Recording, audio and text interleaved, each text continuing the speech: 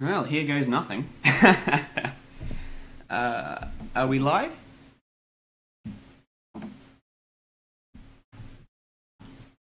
Hello?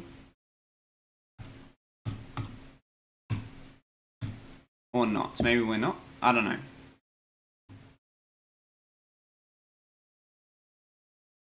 Oh, if this is working, say something in the chat. Because, yeah, I haven't done this very often. I don't know if it's frigging working or not. Hello?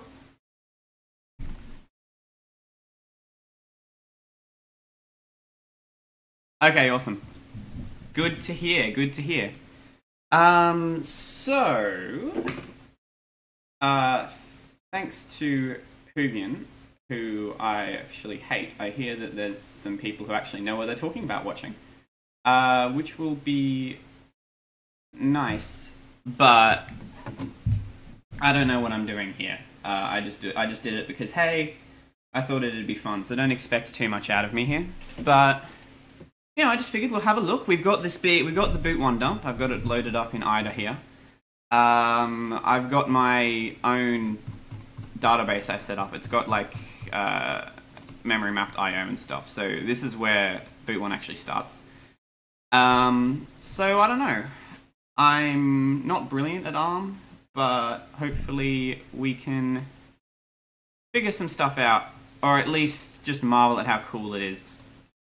I don't expect to find an exploit or anything, but, let me just get that so you can see it. So what we do have is, we know that Hexkeys has put his documentation up. So we'll probably be referencing to that a lot. It's wrong source, that one. It's pretty extensive, so hopefully we'll be able to, I don't know, make some use of that. But I don't want to focus on what he's already done here too much. I'm more interested in hardware. And this has some very interesting hardware uses. If I have a poke in here... Where are we? Let's jump to the last one. There's actually references to things that quote-unquote don't exist. Where are they? I found them before. Basically, it uses registers that it shouldn't and that aren't documented, especially stuff in the memory controller. So I'd like to have a look at that at some point. But, yeah, I just thought we could have a poke around and see what we can find. I already noticed some pretty interesting stuff. If you look at the strings over here, there's some strange board types. You can see there's, Orchestra X, promotional board, the EV board, stuff like that. So I think it could be kind of strange. Yeah, sorry. There's some strange board types and things, so there's stuff to find in here. We do also know, so there was some drama a little while ago. Well, if you can call it drama. That we're in the data section down here. So I'm just scrolling through the data section. I've done my best to sort of clean this up a little bit. Oh, hey, Satoshi. There's a few things I noticed down here. One of the cool things about boot1 that I've noticed, just while I was trying to sort out the data section, because it's a bit of a mess. Yeah, I'm getting there, Hoovian, I'm getting there. I gotta do some scrolling. So it contains names. You can see here's Samsung. It contains names of, I think these are the flash chips. All the different brands of either flash chips or the RAM. Which is kind of neat. So based on the strings in here, where it, prints out, the SATA devices, the speed of the DDR3, things like that, I think it collects some system information and prints that of some kind, which I thought was a little interesting. Where are we? Alright, here's all those strings I just showed you. Alright, this one I found pretty interesting. So you can see I've named this one AES Engines Table. So this is just a chunk of boot1, where it has this address here, which if I hover over, either shows me that it points to none. You can sort of see that behind the chat there.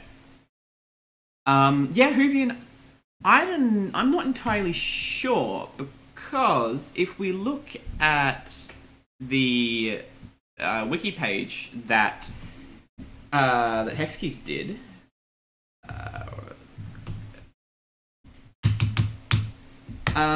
it says here that it writes its error messages and stuff into the stack rather than anywhere in particular.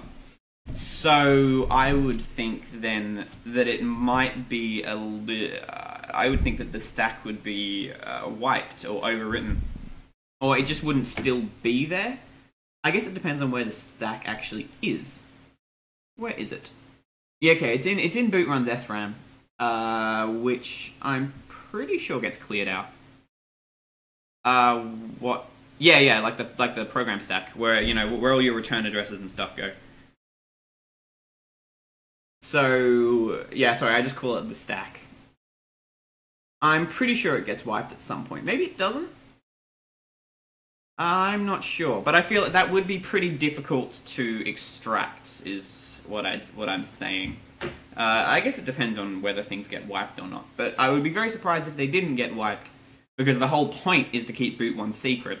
So if they don't erase its memory, then what's the point? Anyway, this is just something I found interesting. So you can see we have... I'm going to skip past none, actually, because it's not very interesting. You can see that it's like a table, right? So we have the string none, and then we have some blank, just some zeros. And then we have another string. This one says AES. You can't see that behind the chat, but it does. In all capital letters, too. Maybe I can... Yeah, AES. And then underneath it, instead of a bunch of zeros, it's got addresses of the hardware registers that are used to control the AES engine. And it's got the same... and then it's got just two numbers. So I suspect it has some sort of like modular driver system, which I think is pretty neat. So it can like decide on which AES engine it wants to use based on, I don't know. Sorry, it can decide which AES engine it wants to use. I'm not entirely sure how it decides, but it does. There is a clue in the wiki page, which I'll just put up again. You can see that it initializes SHA-1 engine number 1, and you can see that it passes into this this subroutine 1, and the same sort of driver structure appears for SHA as well, not just AES. So I thought that was kind of interesting. It sort of can pick different drivers. You can see we have AES as well, which according to the wiki is supposed to only be on dev units. And that's got a bunch of addresses of hardware registers as well. And then there's the same thing for... yeah, here's the SHA one I was talking about, where it can choose... I would assume that we have 0, 1, and 2. Sorry, you can't see my mouse. That we have 0, 1, and 2. And so when the wiki page says initialize engine number 1, I suspect that it's picking from one of these. Which I think is pretty interesting, that they made it that modular. Like, you would expect it to be pretty simple, but it's actually pretty modular in terms of, it has tons of these sort of things. Just tables where it has like a name of a device or a task it needs to do, and then a bunch of hardware registers or subroutine addresses and stuff. If I go down a bit further, there's a ton of jump tables which are in the data section for some reason. You usually put that with the code, but maybe I'm just too used to PowerPC. There's the infamous boot info, at least the string. As you guys may know if you've read that blog post, the whole exploit that allowed us to get a dump of this was because it messes up while passing boot info. So there's an array of numbers. They're literally just incrementing numbers. It's very strange. There's some random data. Now, if you will hear around about the place that some people get boot1 dumps that are different to other people's boot1 dumps, and that is because... and that is because it actually... We figured out it reads in some CPROM, some stuff from the CPROM. So that's like your OTP, but not really.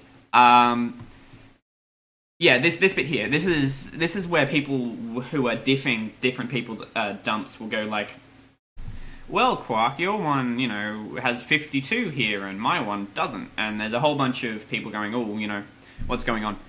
We figured out that it reads CPROM into this part of memory, and that happens before we dump it. So, that's why everyone gets different ones, because the CPROM is different per console. Which is interesting, because it means not only that, obviously it reads CPROM, but we also know that the dumps we're getting, especially in the data sections, they may not be completely accurate, because we're dumping it after boot1 has run for a bit, and, it's gotten up to passing this boot info structure, and then, and that's when the exploit happens.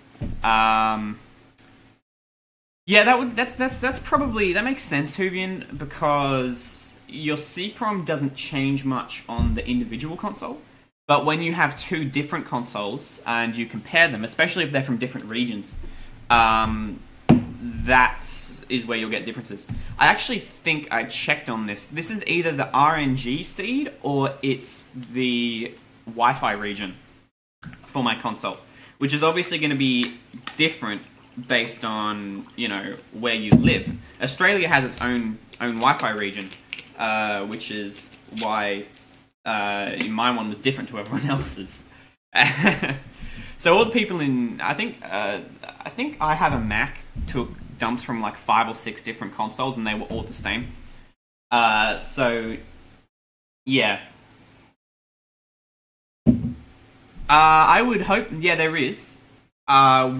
We can't dump it with our current exploit, but basically what we've dumped is not what's stored and encrypted on the NAND, which boot0 loads up and decrypts and things. So yeah, you can get a cleaner dump if we had an earlier exploit, preferably in boot0, but that's what Hedgeberg's been working on here and there. Because you have to get the boot1 key, and then you can decrypt boot1 straight from the flash memory, and that's a completely clean dump with no problemos. It is worth noting that some of this CPROM stuff in memory, it's not all of it, because the CPROM has like console-specific keys and stuff in it that should absolutely be different between every console. Oh yeah, you could take it from the CDN as well. You could have it from Flash or you could have it from the CDN. It's up to you. We've confirmed, Hedgeberg has confirmed, sorry, that the version off the CDN and the version off the Flash memory are identical. They're just encrypted. So, you could go either way. Yeah, this isn't all of CPROM in here. Parts of it have been overwritten. This 52 is about halfway through, and I can guarantee there's not a bunch of zeros before it. So clearly it's being used for something else. I mean, we can probably go have a quick look. Yeah, I don't know. It's being passed into a subroutine there. So, and there's a whole bunch of references here that don't make much sense if it was in the CPROM. So clearly they're using the same memory for several different things. So it's gonna be a bit interesting to see what all those purposes are, and how much of it is just storing the CPROM, and how much of it has been overwritten by the time we dump it, what gets overwritten by the CPROM, things like that. I do know that all the things it prints out in here, I'm pretty sure most of them are from the CPROM. So these strings are most likely part of some CPROM dumping or CPROM parsing function where it, reads the CPROM and prints that all out. I'm not sure why that's necessary. Maybe the iOSU makes use of it, but it would make much more sense for it to just read the CPROM again. So I don't know what's going on. Here's another one of these tables I mentioned. Yeah, it's very structured. It has boot1 has everything sort of split up into tables and tasks and drivers and stuff. You can see this one is I/O strength, which I believe is something to do with the processor, like the actual silicon. And there's a bunch of various parameters here for FF, things like that. And down here, there's an address for a subroutine, which leads to a massive jump table, I believe. Where is it? Maybe this one doesn't. Okay, this one doesn't. But I think some of them do lead to massive jump tables, so it's obviously one subroutine to process a bunch of situations. So I was thinking, here's the next one, I/O power. I was thinking these may be something to do with... Where are these subroutine jumps? Sorry, where are these? Maybe I'm looking at the wrong set of tables. There are a few tables, and they all have the same names and stuff. Maybe it's a bit further down. Here we go. You can see there's another variable defined here, so we know that it's probably a different table. This one is FLA, F-L-A. Is this one going to have our massive... No, it's not. I swear I saw a bunch of jump tables. We scrolled past them before as well. Anyway, the point I'm trying to make is it's very neat in the way it's structured, and what is the deal?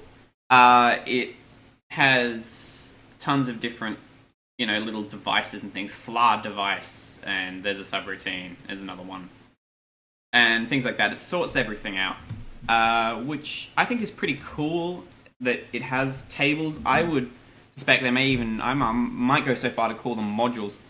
As said, I don't know exactly where those big jump tables I saw have gone. I remember I did see a lot of jump tables used down here. But I suspect that maybe it could even be similar to the iOSU, where you have one function. It's in the iOSU, it's IOCTL, but it could be different in boot1. Where you have one function and you call it on your driver and it's generic, and they all share a nice interface. It's pretty neat. I think they've done an alright job of this one, from what I can see at least, just by looking through the data section. I haven't really even tried to read much of the code yet. Here are these jump tables I was talking about. Obviously not where they're used, but there's these massive, massive jump tables, and I'm pretty sure they're used as part of processing the device. So that's pretty neat.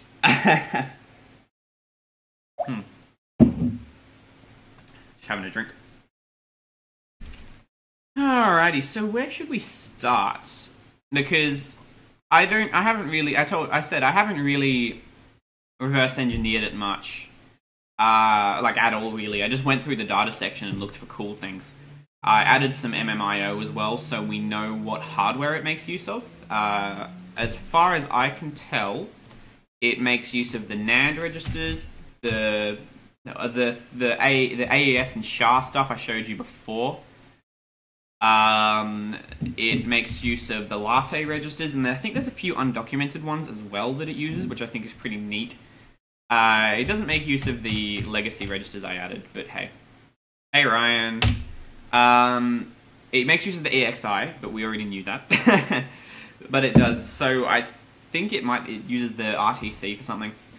Something weird I noticed is that over on the wiki page, it talks about reading the RTC from the EXI bus. Where are we? Just let me find it for you and I'll show you. Come on.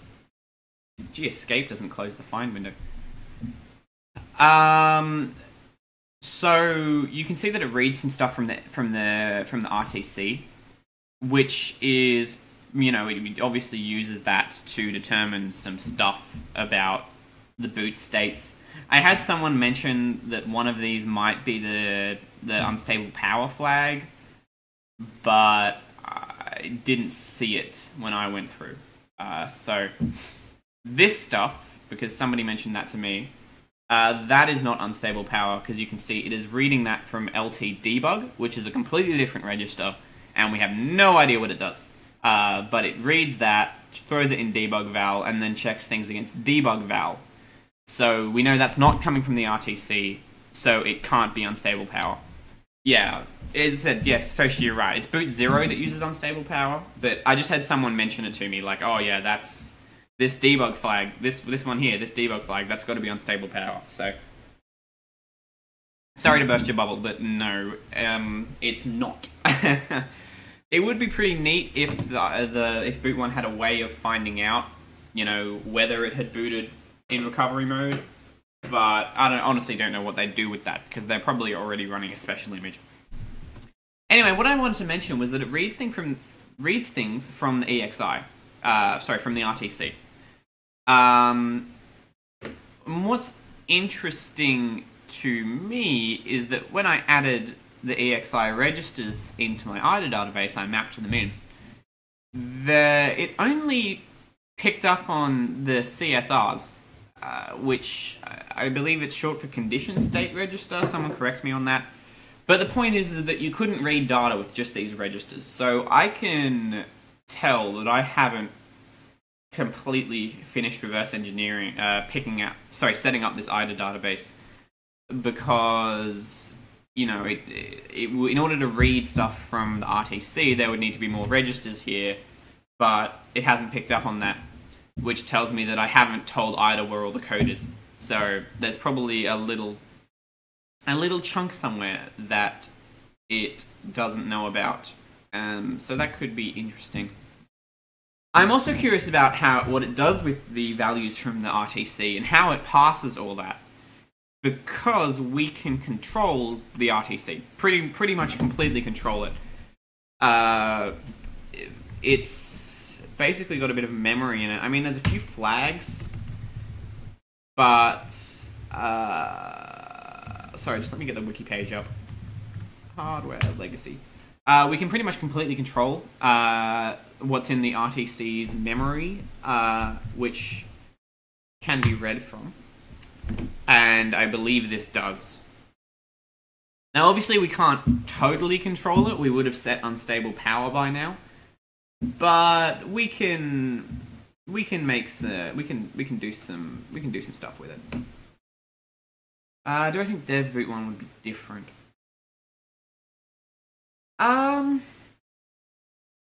I would suspect it would probably be different in some way.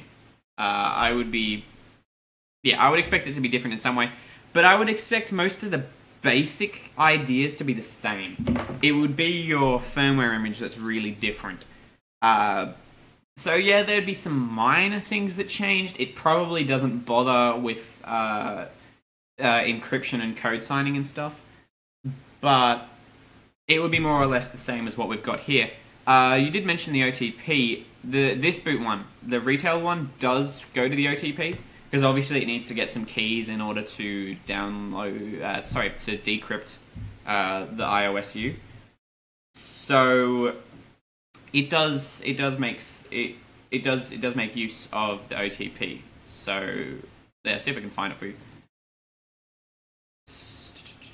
OTP data, I guess, is what we want. Okay, cool. There's only a few places. Let's just try this one. So yeah, you can see here's a part that makes use of the OTP. So yeah, that is very true. Well, that's in boot 0.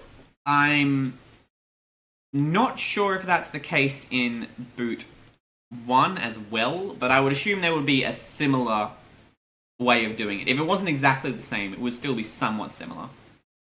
So yeah, is this a loop? That's interesting. Just give us a moment. I'm gonna have a quick look at this. Actually, I'll get Ida to do it. So what I've noticed, what's going on here Okay, this is like this is an interesting function. What caught my eye is that it's a loop here. It says while, you know. So that means it's just going to go round and round and round and execute something over and over again. Which is interesting. It just is. Because it's reading from the OTP, right? We saw over here it makes use of OTP CMD. So it reads something from the OTP, which is pretty neat. That would be that. LT OTP CMD.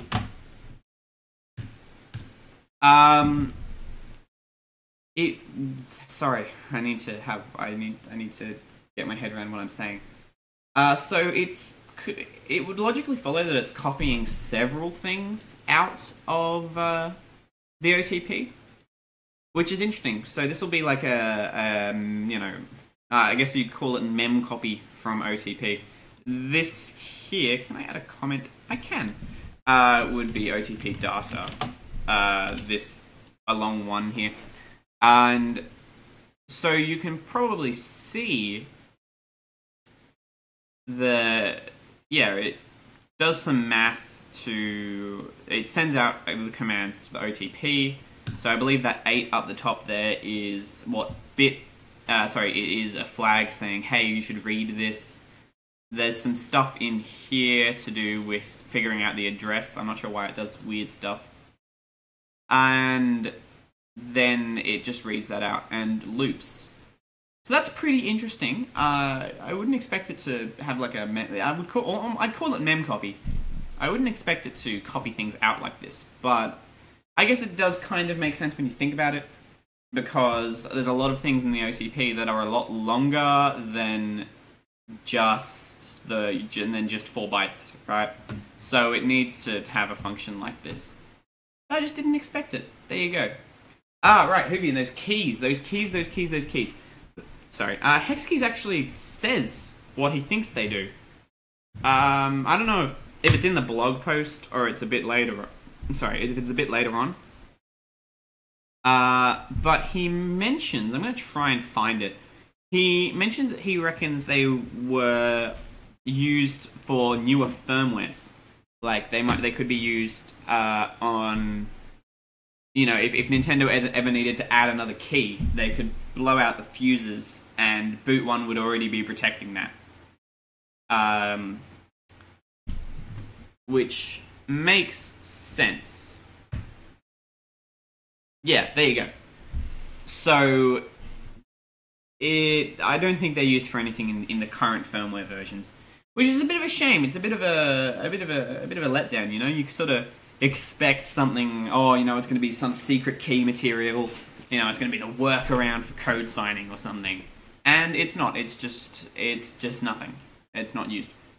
Well, I don't think it's used anyway. Well, no. Okay, Hexkey said it's not used.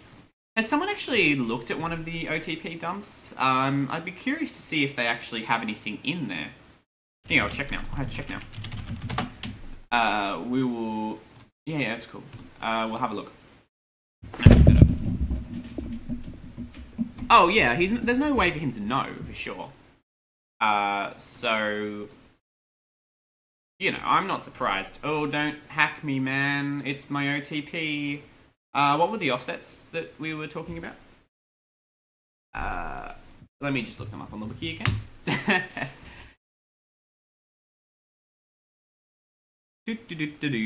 Where are we? Okay. Unknown, locked out by boot1, and that is at offset 2EO. Oh yeah, I could use OTP key splitter. I'm not sure if I even have it on my computer at the moment. 2CO, 2D, 2EO. Oh, there's actually something here. I wasn't expecting that. Look, there's some numbers. Yeah, Ryan. So you can sort of see that in here. They mention that you can have several different devices. So there's the default no device. You can have a ROM drive. You can have an R drive. You can have all these different kinds of storage devices. So yeah, that would be. Well, I would expect that's what's going on there.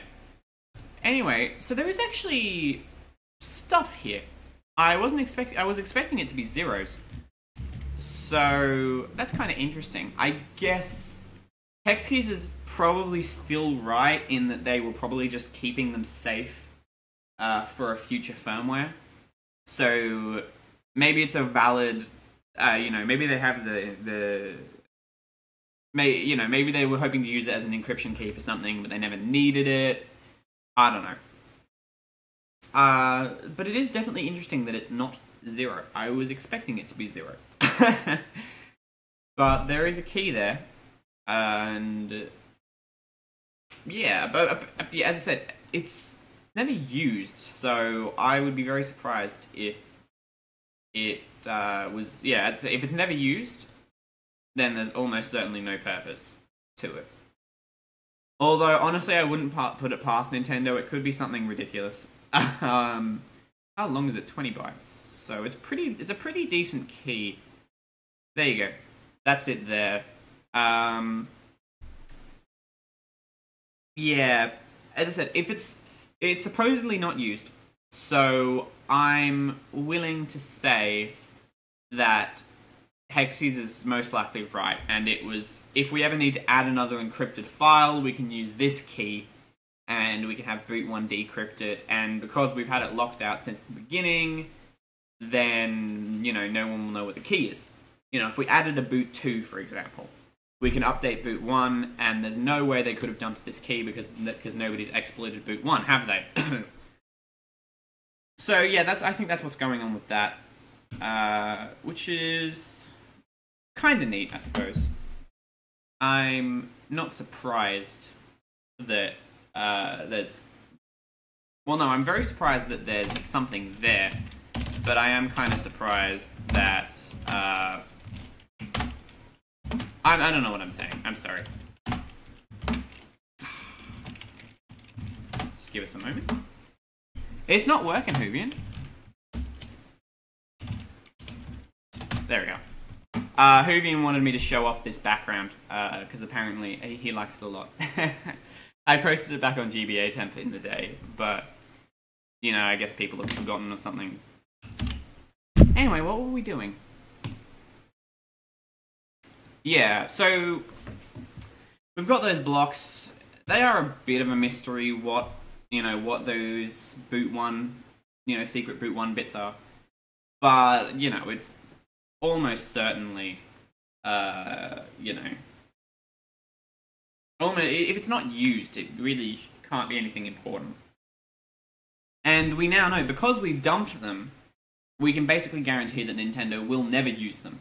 Just in case they release another Wii U update, which I know everyone's going to say isn't going to happen, but you also said it wouldn't happen at the, halfway through this year, and we all know that 552 came out.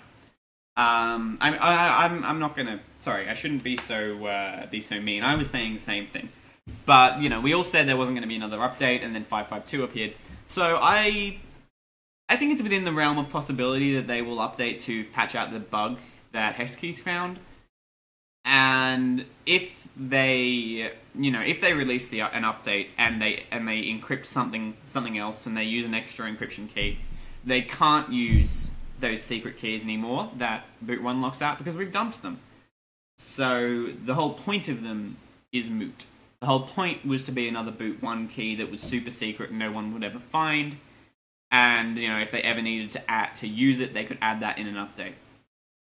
But it hasn't happened. Because I guess it's just not. Yeah, and they can't do it now. Anyway, what should we look at? I am kind of curious about the way it handles the NAND, because we can control that as well. We can pretty much completely control the NAND. If we, depending on, if we can get a nice exploit out of it, there basically doesn't have to be anything on it. So, obviously, other than boot1 itself. You do have a point. Hoovian. They did only patch browser hacks. But, as I'm saying, it's it's within the realm of possibility. That's all I'll say. I think it is somewhat possible that they could patch out this bug that we have found, and that would be pretty silly. That would be pretty annoying. Sorry. Anyway, so it would be very nice if there was something wrong with the NAND engine that we could look at. Yeah, it would just be nice. Okay, let's have a nosy. So it looks like there's two places where boot1 sets the data buff for the NAND, which is, which is telling the NAND where to write the whatever it reads out, right? So where to put it. I'm kind of surprised that it has access to main memory, but I guess there's no other way they could do it. So yeah, you can see there's two places here. We load up the address and we write something to it, and then there's an offset. That's just because of the way ARM works. You need to have an offset. Same thing again at a different place, although they are somewhat close together. But I do think they are different subroutines. So let's have a look then. I am curious to see exactly what it does and to see if it does it properly. So you can see it obviously has some, Sorry, I'm just looking at some stuff. Sorry, it obviously... I forgot what I was going to say. But yeah, hopefully we can at least just have a look at how it reads reads from the NAND, because it would be very nice if there was some way we could trick it. And that would make life very, very easy. So we're going to start, we'll just start right off. I'm going to get a notepad open. How am I going to do that? I'll just do it in Windows. Notepad. It probably doesn't need to be that big.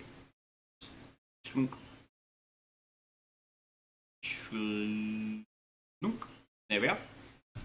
So let's have a look. What do we got?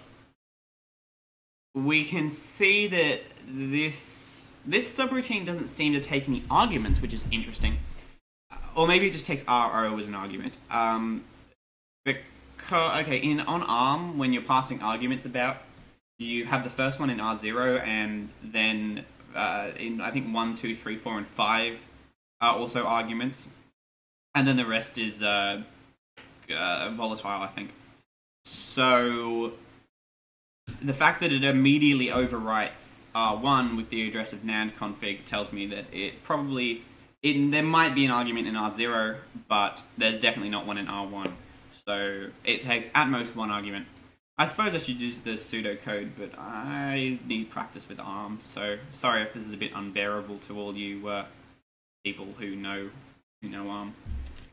Alrighty, so what do we got? So you can see it reads from whatever it reads NAND config, so it finds out what that register is currently set to, and then it ORs it with this value, which is OX80 shifted left 20 times.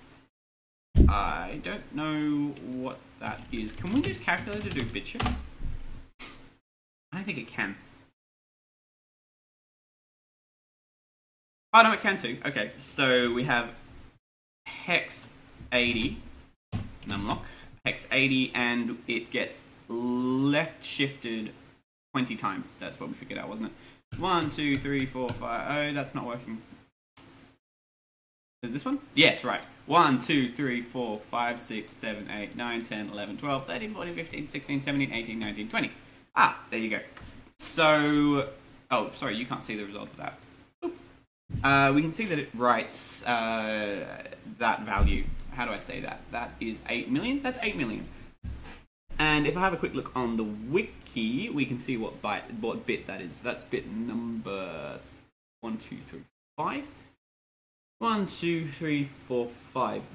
What, A4? Is ARM little endian?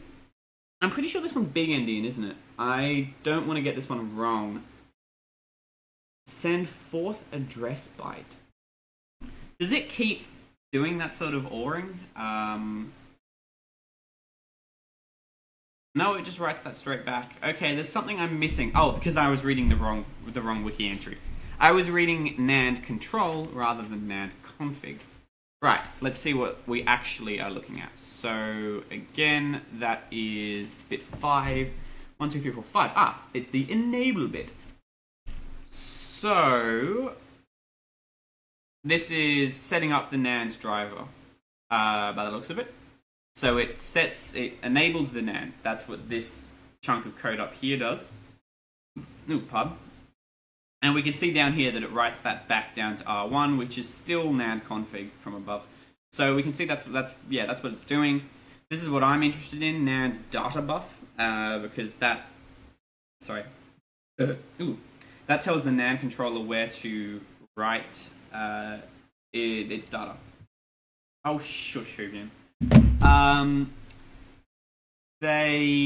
am I saying? Right, it would be nice if we could trick that. But if this is indeed an initialization function to just set up the NAND for the first time, that might mean it always uses the same data buff, which could either be a killer or it could be really, really good. So we will see. Anyway, loads R3. Oh, okay, no, that's interesting. So R3 is the address of data buff. It loads it, so it gets the address of where the NAND is going to write things to, or the data buff. It adds 4, and then writes it back again? Wait, no it doesn't, It adds 4 to R3. So that means it's going to be writing to ECC buff. So it's making sure data buff and ECC buff are the same. So maybe this isn't initialization, because it looks like it expects data buff to already be set. We'll have to look at the other cross-reference then later. So let me just quickly note down what we found out so far. It initializes NAND engine sets enable bit. What else does it do? It sets ECC buff to the same address as data buff. I might just quickly pull that text off so that you can read that. There you go. And watch people suddenly take me way more seriously than I wanted them to. Don't take me seriously, by the way. Yep, it does that as well. Okay, let's keep chugging along. What else does it do? We missed... that was... Okay. Then it subtracts C, so we're going to end up at 8 before data buff. Wow, this is ridiculous. And it's... Again... Oh! Okay, sorry, I thought this was a load instruction. This is actually an initialization. Let's start again. We'll start from the top because I made a mistake. So we'll start from back up here, which is where this chunk of code starts. So we get the address of the hardware register NAND data buff. We put 0 in R4, and then we write R4 to NAND's data buff. So that means data buff is 0. And then it adds 4 and writes R4 to that new address, which we figured out was ECC buff. So ECC buff is 0. So I guess my initial statement wasn't wrong. Data buff and ECC buff are technically the same thing. Then it subtracts C. So if we subtract 4, we'll be at data buff, and then that's address 1. So addr 1, which is another one of the NAND engine's registers, is also 0. Then what do? We add 4, which will take us up to addr 2, and also write that. So addr 2 equals 0. I suppose I should write this as pseudocode, Might do that later. Ugh. Sorry, I need some water. My throat's getting sore. Out of curiosity, we got anyone still watching? Oh, 7 of you. Damn. That's more than I got last time I streamed. Alrighty, where are we? Right, and then this is where it gets interesting. Remember how before I mentioned how arguments work on ARM? So you have your first argument in R0, your second one in R1. We haven't modified R0 up until now, but we have modified R1. You can see it gets used a few times. So that tells me that R0 is an argument, but R1's not. I explained this before. So this is interesting. It compares R0 with 1. So I might actually rewrite this as pseudocode because that's going to be a bit more helpful to visualize this. So we have our function. We don't know what the return type is, so I'm just going to say it's void. We don't know what it is, so I'm just going to call it that. And we know it has an argument, and I'm going to call it U32. But it's probably a boolean, let's be honest. But I'll explain why that is in a minute. We know that it sets the NAND config. So we go value of NAND config is equal to value of NAND config or OX. What was it? 8 million? 1, 2, 3, 4, 5, 6. So that's setting the enable bit up here, what I've just written. I might comment that. Now I'm actually writing code. The lack of Notepad++ is going to get all the more egregious. I don't usually write code in this virtual machine. I'd usually have it on another window and on a second monitor, but I have to have everything on the same monitor so you guys can see what's going on. Alright, and then NAND's data buff. So value of NAND data buff 0, and so on and so forth. I don't recognize that song. I have to go look it up later. There you go, here I am looking up spam comments. Alrighty. What's next? Right, so it compares that first argument, so our argument from up here, with 1. So if arg equals 1, what's it do? In IDA, hey HX, in IDA, when a comparison, okay, sorry. So we've compared R0 with 1, and you can see the next instruction down here is BEQ, which is short for branch if equal. So if R0 is equal to 1, it'll branch. And IDA very nicely denotes that with a green arrow here. So this green arrow on the right is what will happen if R0 is equal to 1, which is what's going to be inside this if statement. So let's figure that out. So we get R3. What's R3 set to? So that'll be still set to adder 2, address 2. That'll be set. That's still pointing to one of the NAND registers, and it adds C. Grabbing some water. It adds C. So address 2 plus 48C. Right.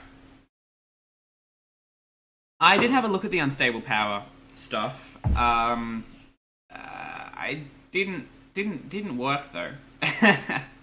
You can't forget that I didn't actually succeed in setting unstable power. I'm sure it's still possible. We know for a fact that Nintendo has a way of setting it without opening the case of the Wii U, although they may open the battery compartment. But we're not sure what yet. So yeah, they have their magical ways.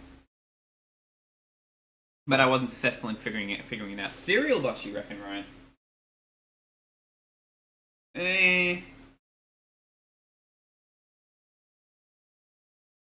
I don't know. I'd have to do some research into that one. I feel like it's just a simple...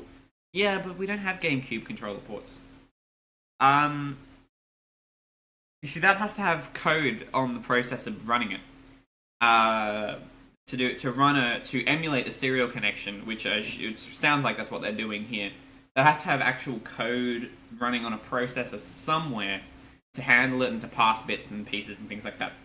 On the Wii U, it literally just reads a hardware register and that's it.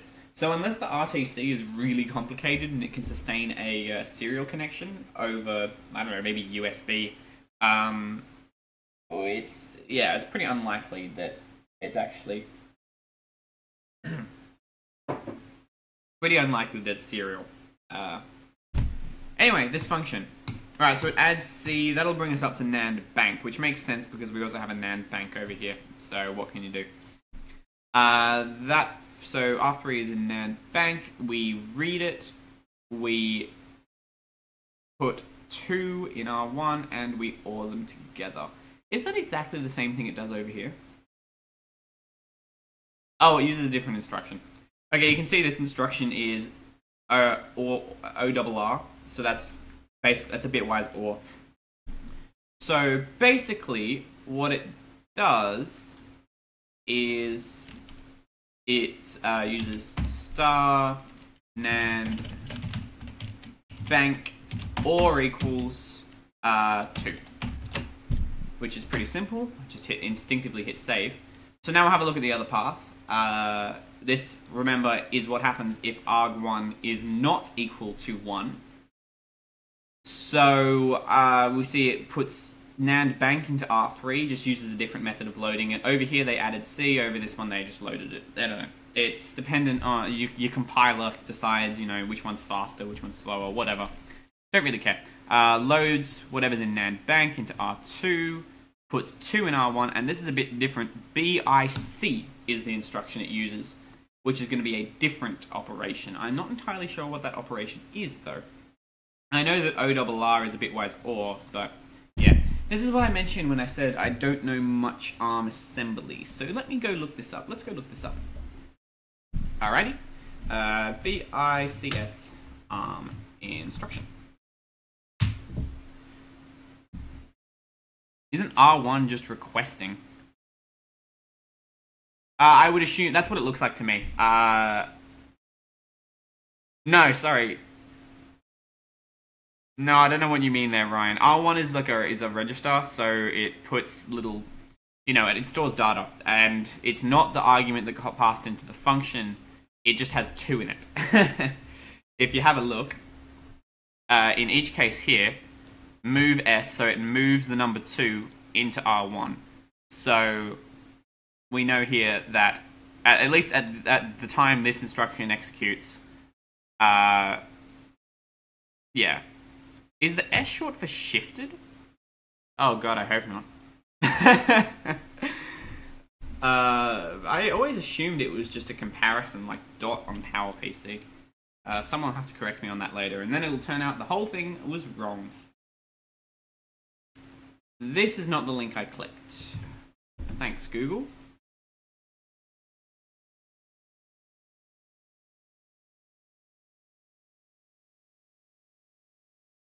I'm just doing some reverse engineering of boot1. There was a recent dump, an exploit released that was able to make you, that was able to allow you to dump boot1. Jesus, I can't see anything on here. So I was, just thought I'd have a little look at it. Right now, I'm working on. I've just picked a function that deals with the NAND registers. It looks like, it deals with reading from the flash memory, the NAND. It looks to me like it's an initialization function at this point. Okay, no, I was right, thank God. You can see this here says that S is an optional suffix. I'll have to keep reading this. If S is specified, the condition code flags are updated on the result of the operation. Basically, that means that the function has a little comparison built in. So I explained back up here how you have this compare instruction, and then you can branch depending on what the results of that comparison were. In this case, we branch over here if it was equal, and over here if it was not equal to 1. So it looks to me, based on this website at least, which is the ARM Developer Center, so I think I can trust it. If you put an S on the end of any instruction, it also makes it into a little comparison. So thank God it's not shifted. I was really worried for a second there. So let's have a look. BIC is a logical AND not. What? How does that work? Can you explain this one to me? Bitwise AND or blah blah blah blah blah blah. Okay. Okay, it's called bit clear.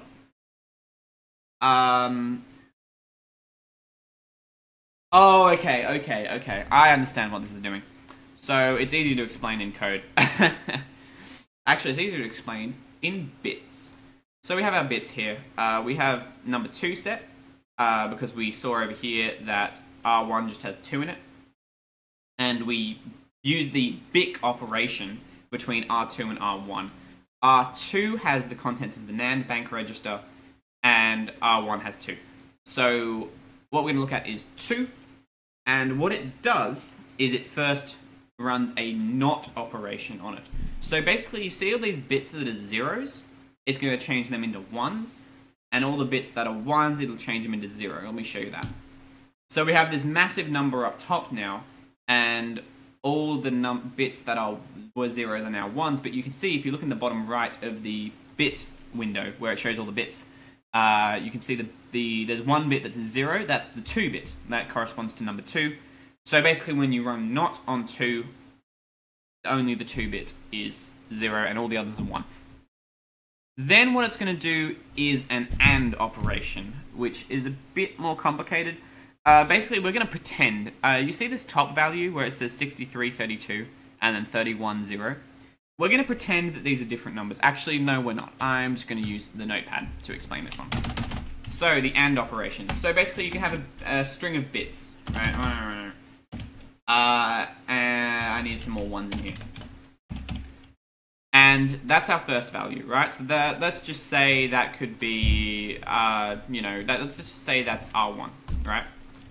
And then we have our second value, which we'll say is this one. Oh, someone's DM'd me. Actually, I might just throw another 1 in there. Oop, there you go. So these are both in binary. Oh, shush, Nikki. Basically, the AND operation is pretty simple. You see if this bit... Oh, you shush, all of you. If for each bit, so let's just take this bit first, which corresponds to this bit in the second value. If they're both 1, the output is 1. So you can see these ones are both 0, so they are not both 1. That's 0. There's a 1 and a 0 here, so that's not both 1. That's a 0, 1 and 1, and so on. So what is happening with this BIC S instruction, wrong button, get out of here. What is happening with this BIC S instruction is it is knotting and then ANDing the 2. It's knotting R1 and then ANDing the 2 together. I mean, I could use a NOT virtual machine, but that would require me using my tiny tablet, which is very cute, but it has a small screen. The tiny tablet is what I've been using to Google things. I bought it recently. It's pretty cool. I like it. You can have a nosy at the surprisingly terrible specs, but oh well, I don't care. It works well enough for me. I only bought it like this week, so I guess I can't say that.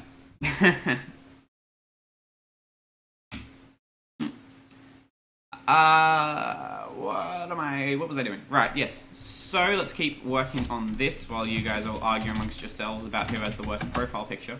No, it's not pictures. Profile, just decisions in general. Oh yeah. Oh, does it not work in ID7? Yeah, go do that. You already know all of this. I'm trying to make it somewhat nerd-friendly. But, sorry, not nerd-friendly. Somewhat friendly to people who don't know this. Okay, what was I doing? Right, yeah, so this means that the instruction, what it's doing is this. So we get the value of NAND bank. Oh, please don't make it 64-bit. I'm using the 32-bit one. So, I'm using, oh wait, no, yeah, you see I'm using the 32-bit one. So don't do that. Alrighty, anyway, what was I doing? Yes, NAND bank. So in C, the AND operation uses the ampersand, which I guess makes sense, and equals, and then we have not 2. So I mentioned before that the 2 gets knotted before the value gets ANDed with R2, and the result ends up in R2. So this is basically what's going on here.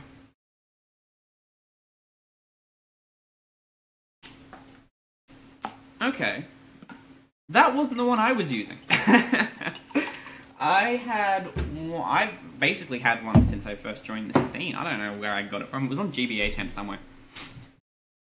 Anyway, what was I doing? Right, yes. And then after this, you can follow the two lines. You can see they come back together. So this code will execute no matter what the result of this if was. So that means we're back, we're back below it. And you can see it uses NAND control. That's interesting. I'm having a quick look around here. There's like a loop here and stuff. This will be fun. This will be good. Oh, it is the same one? Okay. So then what it does is it stores that value we just calculated into R3, which still has the address of NAND bank in it. That's already in my code. Sorry. Then we have NAND control, which is actually going to be doing the business, you know. I believe it actually tells the NAND what to do. So maybe it is reading something here. Oh, pardon. So what it does is it writes this value to NAND control. That's a pretty long value. We're going to have to check this out against the wiki. So just give us a moment.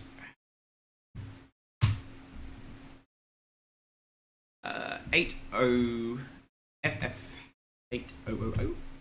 Oh, it didn't work. That's because it's in decimal mode. 80FF8000.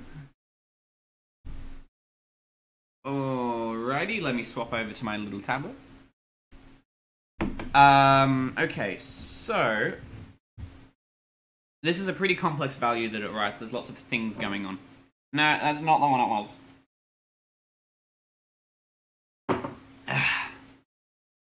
Right, let's have a look. So you can see bit 31 over here. Can you see my mouse? You can, good. It tells it to initiate a NAND command. You can see that it writes 1 to that bit, and we can see on the wiki that that bit is exec, and exec means that if you write 1, it sets up a NAND command. Oh, I put that off the side of the screen. Yeah. There we go. That's a good spot. You can see all the bits now. Right, what's next? The rest of them is 0, so it's not going to make an interrupt request. It's not going to... blah, blah, blah, blah, blah, blah. It leaves the address bytes empty, which is interesting. So maybe this is a strange command. Maybe it's not a read. Righty. Then what's the next one it sets? So it's this one here, which would be bit... I don't know. 1, 2, 3... Sorry, 0, 1, 2... 7, 8. Oh, would you look at that? It is the command. That is set. So, command is an 8-bit NAND command, and it's all ones by the looks of it. So, I'll have to look up what that means. I'm not entirely sure what that means. Oh, I've moved the calculator again. I need to stop doing that. So you can see that the command section is all ones.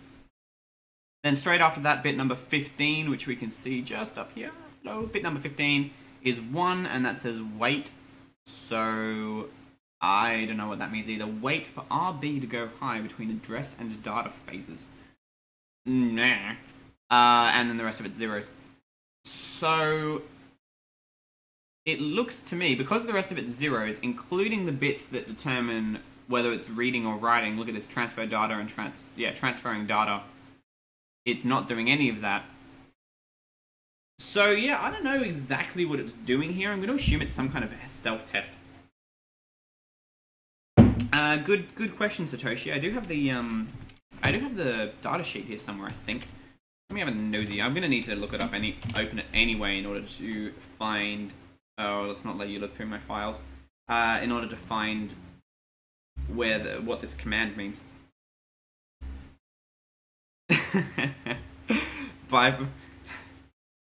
Well, how would a backdoor in the eMMC even work? Because the eMMC doesn't have any memory map stuff, does it? Yeah, I don't know how that would work. Okay, I've got the datasheet for the RAM, sorry, but not the flash. So we're gonna have to look that up. Oh, wrong one. Who keeps DMing me on Discord? Give us a moment. Thanks, Hubian. You know you can just say it in the YouTube chat. Alright, let's have a nosy. What are we looking at? What's the NAND? So, is this for the eMMC, or is this for the SLC?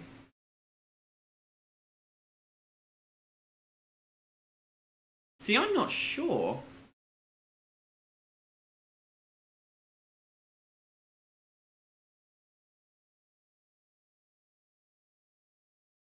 We'll just have a quick look.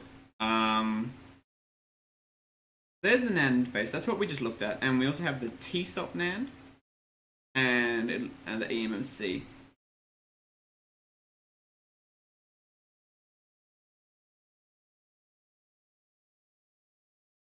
So this is all about how to, you know, how to use it. That's a good question. How should we add bank selection, you reckon? Okay. So that's the TSOP NAND then. Which makes sense. They haven't listed the model numbers. That's good. Yeah, right. But no, sorry, what am I saying? The eMMC is mapped to a completely different set of registers because it's basically an SD card. Anyway. What model is it? It doesn't say. We'll have to have a look at the picture.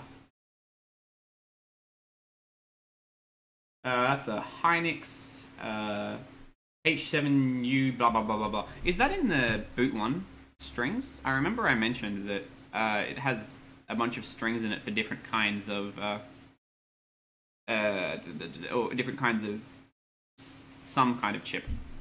Okay.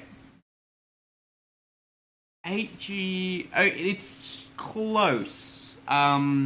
So get in your mind that number H20. I'll read it out for you again anyway. You go have a look at the boot1. This is the closest one here. There's a Y in this one, while the NAND picture I have just says H27U and not HY27U.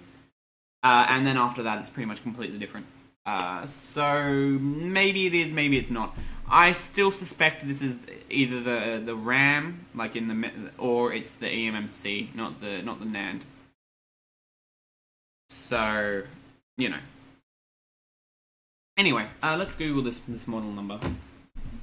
H27U 8G8 8G. Oh, that's not a G. 8G 5DTR.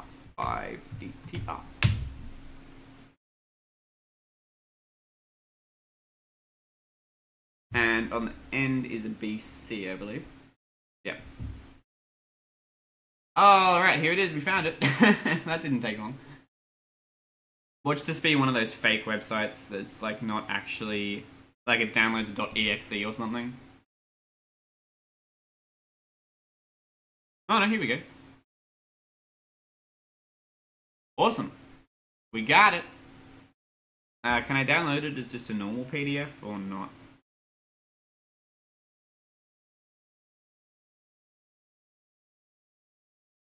I don't think I can.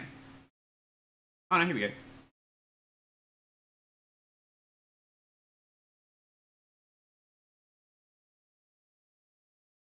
So we have ourselves a data sheet, but I don't have a PDF reader on this machine because I only set it up recently. Hopefully the browser does an alright job. Link URL. Oh, do you want a URL, do you? Yeah, I just haven't installed Acrobat, okay? Alrighty. Yeah, I'll see if I can get this somewhere where you guys can see it. Although I'm not sure I can actually. We'll just look at the data sheet in here, it's fine. So we can see that this is 4 gigabit or 512 megs of memory, so that's means it is the SLC.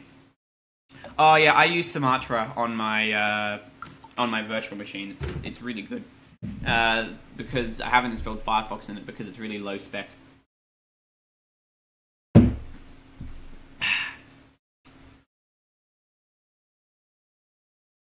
Oh, that's interesting. The SLC claims to have an OTP area.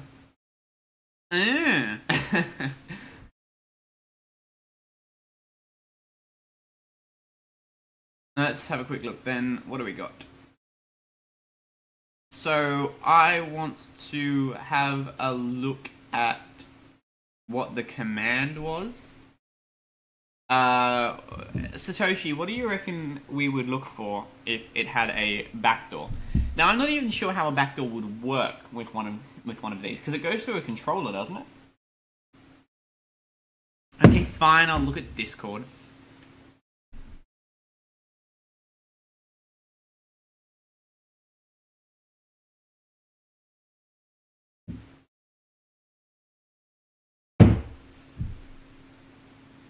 That's the memory, dude. That's like the RAM.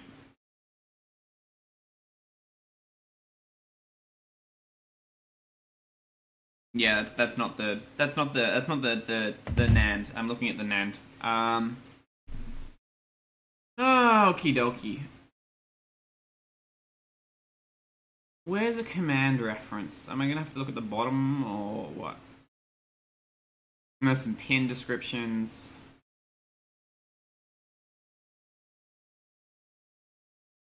Oh, so in the eMMC there could be. I'm still curious about that. Can you explain it a bit? Like it's an SD card more or less. How could you put a backdoor in it? We already have full access to it thanks to the iOS U. So can it like write to arbitrary RAM or something? I don't know.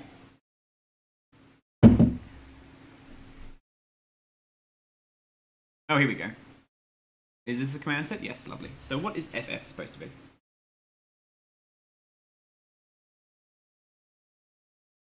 Uh-huh. Well, that's a bit weird.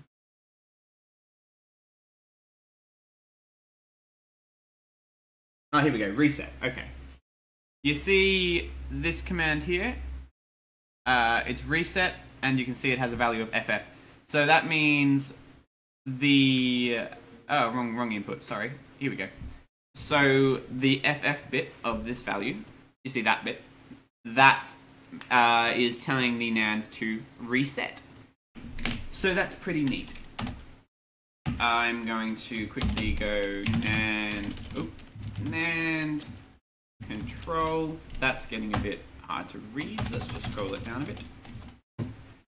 NAND control. What does it do? It is set. It is not. You can see that. Okay, we get the address of NAND control into R2, and then we get the value we want to do, and we just write it.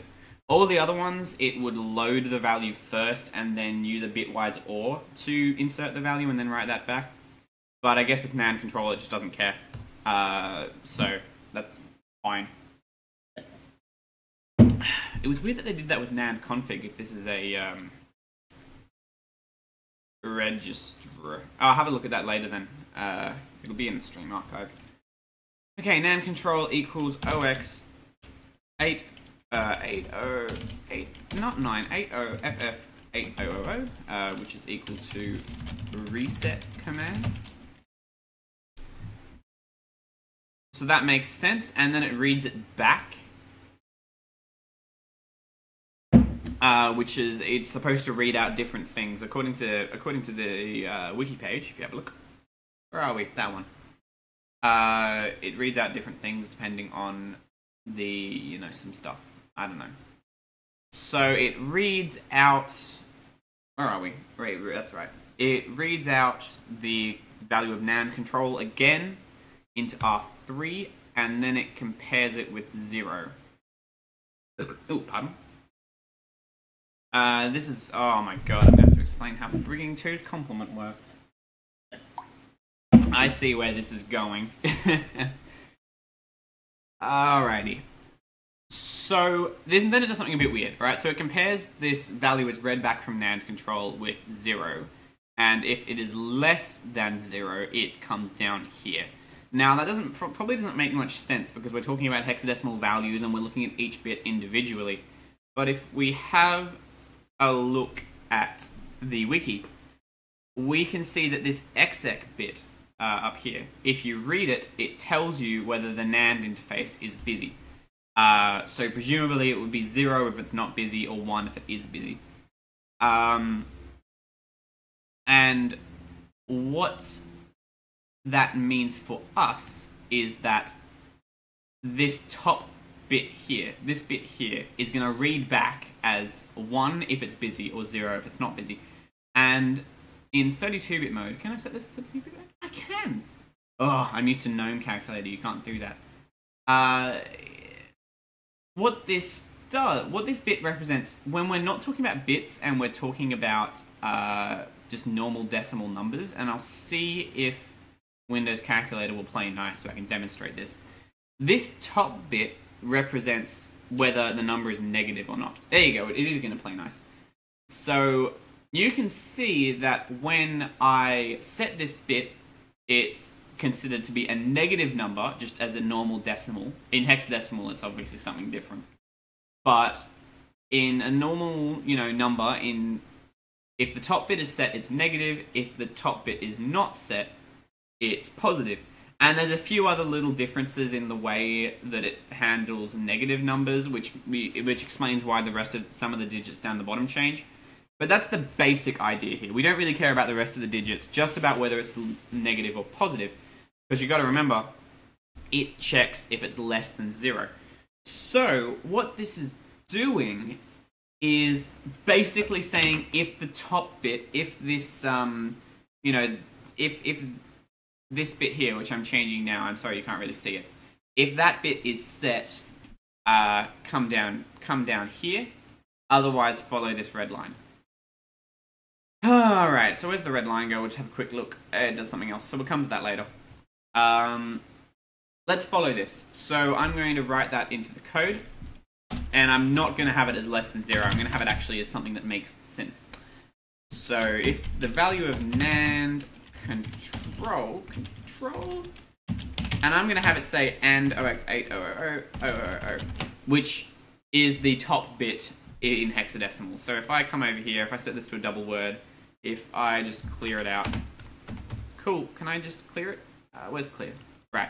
And I set just this top bit in hexadecimal, that's 80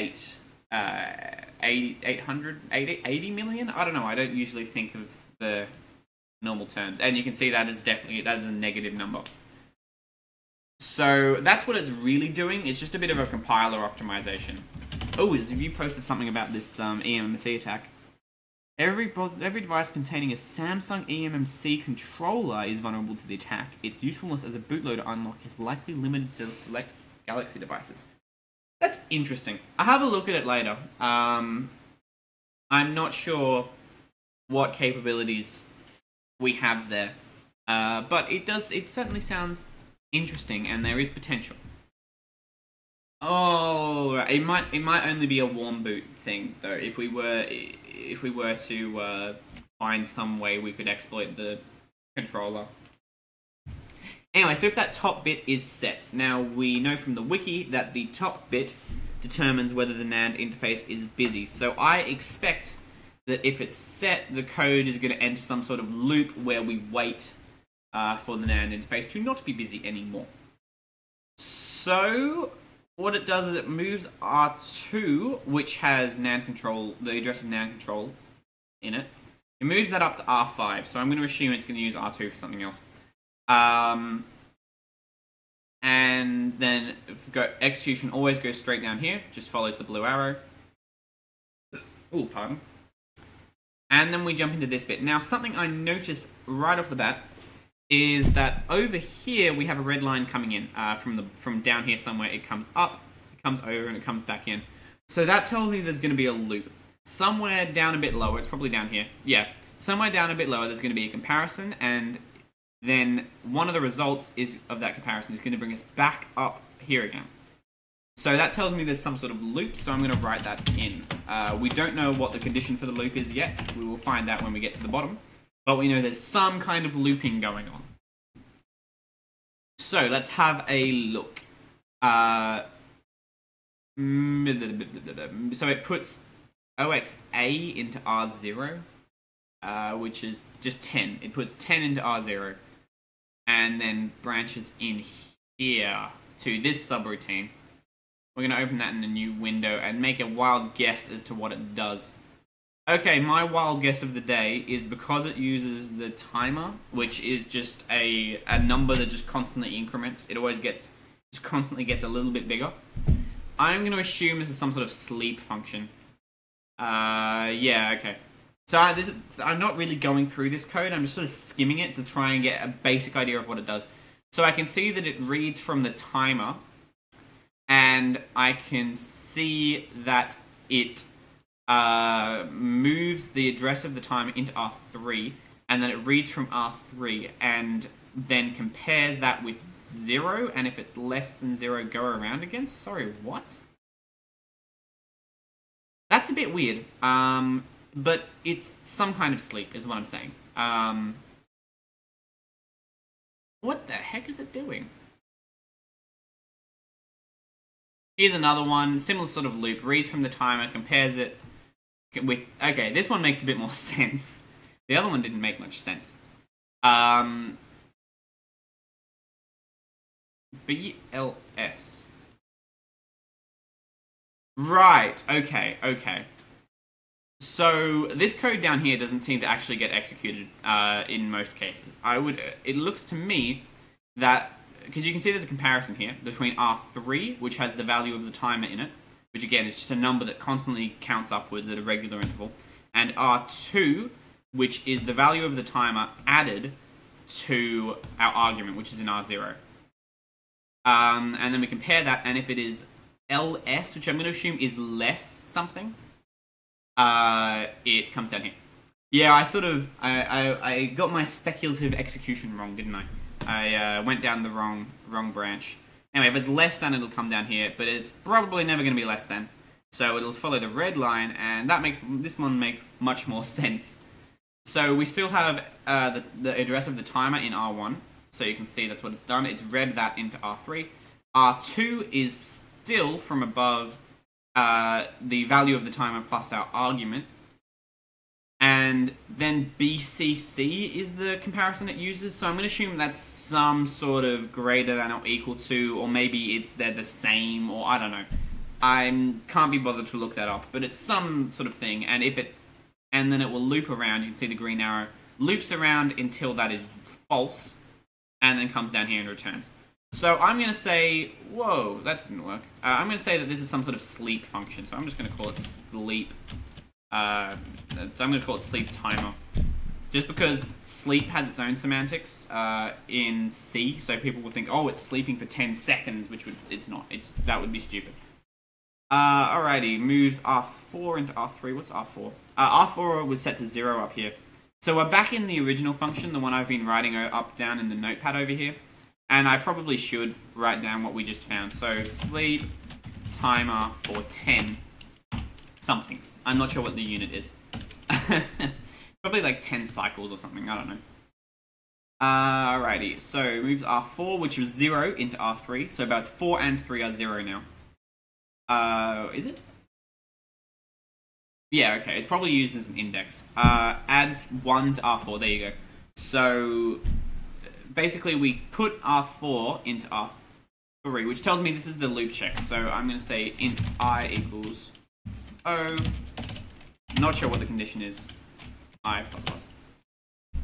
So what's going on here is you can see we take a copy of I, which is our which is in R4, and that's our loop index, and put that in R3. Then we increment the loop, which I guess is a bit early, but you know, compilers, man, and compare it with 4b. And if it is, I'm assuming that's less. If it is less than 4b, come down here, otherwise exit. Now you'll notice the loop is here. That's a bit hard to show, but the point is that if it comes down and follows this line that I've highlighted, it's going to exit the loop. So I'm going to say that I must be less than OX4B. B, not N. Continuing onwards, if it is less than 4B, so we can keep looping about, it also checks if R5, which was moved in from R2, which is NAND control. Okay, whoa. There we go. So it checks the NAND control register again, and compares it with 0, and checks if it's greater than or equal to 0. So that means... So that's basically, yeah, that's what you'd expect. That is the same comparison I mentioned up here.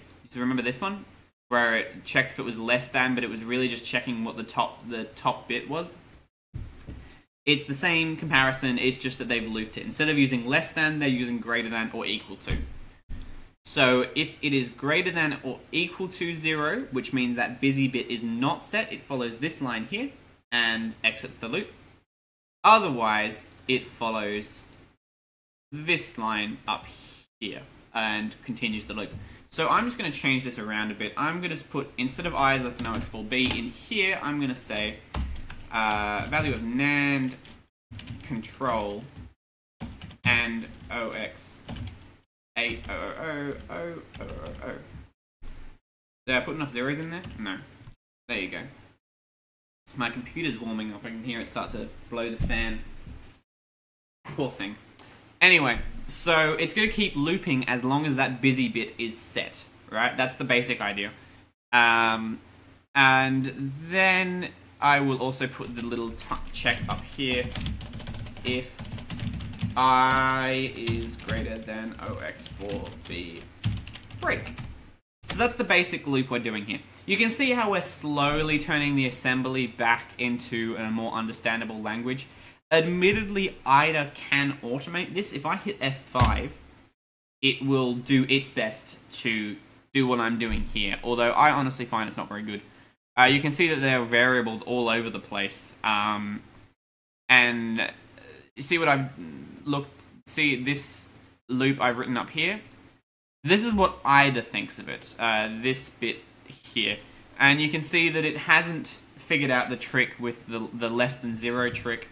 And so it's just written that as less than 0, which is going to be very confusing if you haven't figured that out. It hasn't put any loop conditions in, it's just a while 1.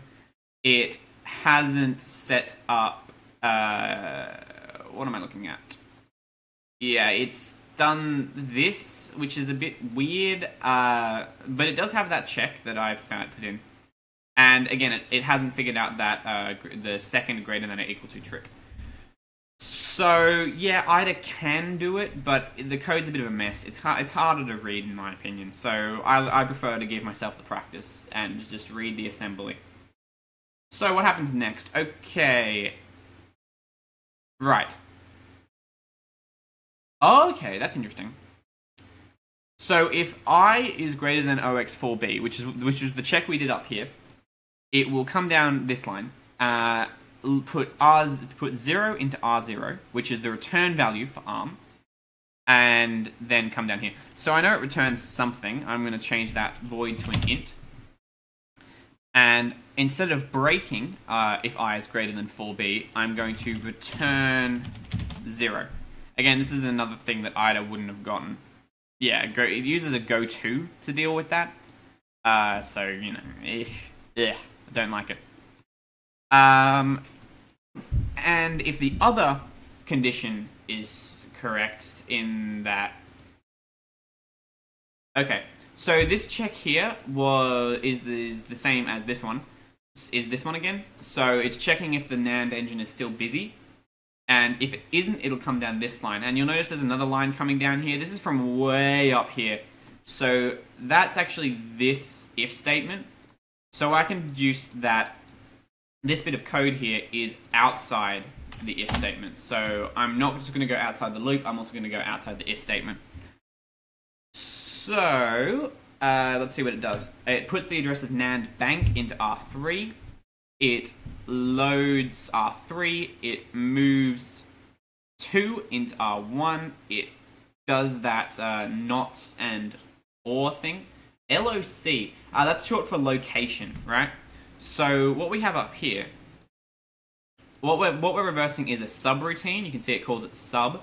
It's just it's like a function. And then IDA puts lock in so it can make sense of the branch instructions. So, where is it branching? Well, it's branching to this location within the subroutine. It helps a bit. You'll notice there's not always a lock. That's just because I'm using the graph view. If we were in the text view where everything's just top to bottom, it doesn't draw any of these lines or make any things, you'd see that this code is right before this code. So if it doesn't take this branch, it'll just start executing straight down here. And so IDA doesn't need to name that. Anyway, where were we? Yes, right. So looks like what it does is it does that BIC operation with the value of NAND bank and2, and then writes that back. You can see the address is in here, the value we've been working on is in here, and so on and so forth. So I'm going to put that out here. It's value of, oh, that's too low. Go up a bit. Value of NAND bank or equals not 2. So first it does a bitwise not on the 2, and then ORs it with the value of NAND bank and writes the result into NAND bank. And then after that, it looks like we put 1 into R0, and then we return.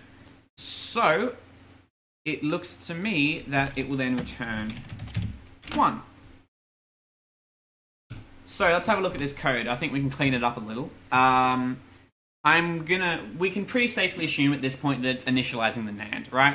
It sends a reset command, it waits for it to finish, it sets the bank, which is a bit interesting because it already sent the bank up here, but whatever. Wait, sorry, I've used the wrong one. That's an AND, not an OR. Whoops. And stuff like that. So it's pretty safe to assume this is probably NAND init. I'm going to say this first argument is a boolean. Actually, I'm going to keep it as an integer because that makes more sense. But based on this check here, where it decides what value to write to NAND bank based on this argument, I'm going to call that bank because that is deciding what bank to use by the looks of it. I can also get rid of this bank equals 1 thing, because that's just, C is just amazing like that. What else can we do? I can clean this statement up a bit by using OR equals instead of just equals, which basically means, yeah, OR it with the, take this, OR it with this, and then make this equal to whatever you get out of it.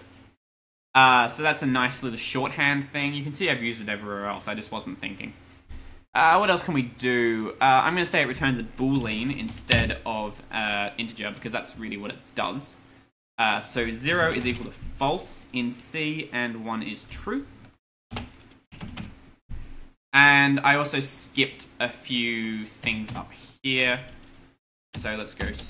I skipped a few register writes down here. You can see that I was just like, yeah, whatever. NAND ECC buff equals 0. Value of NAND address 1 equals 0. And value of NAND address 2 equals 0. So there you go. We've just done a function. One solitary function. We know exactly what it does. We've translated it back to C, and anyone who knows their way around C could read this. We might need to add a few comments about stuff like this, what's actually going on there. Well, that's check if NAND engine is busy, and then that's pretty understandable. They're like, okay, that's fine, I can deal with that.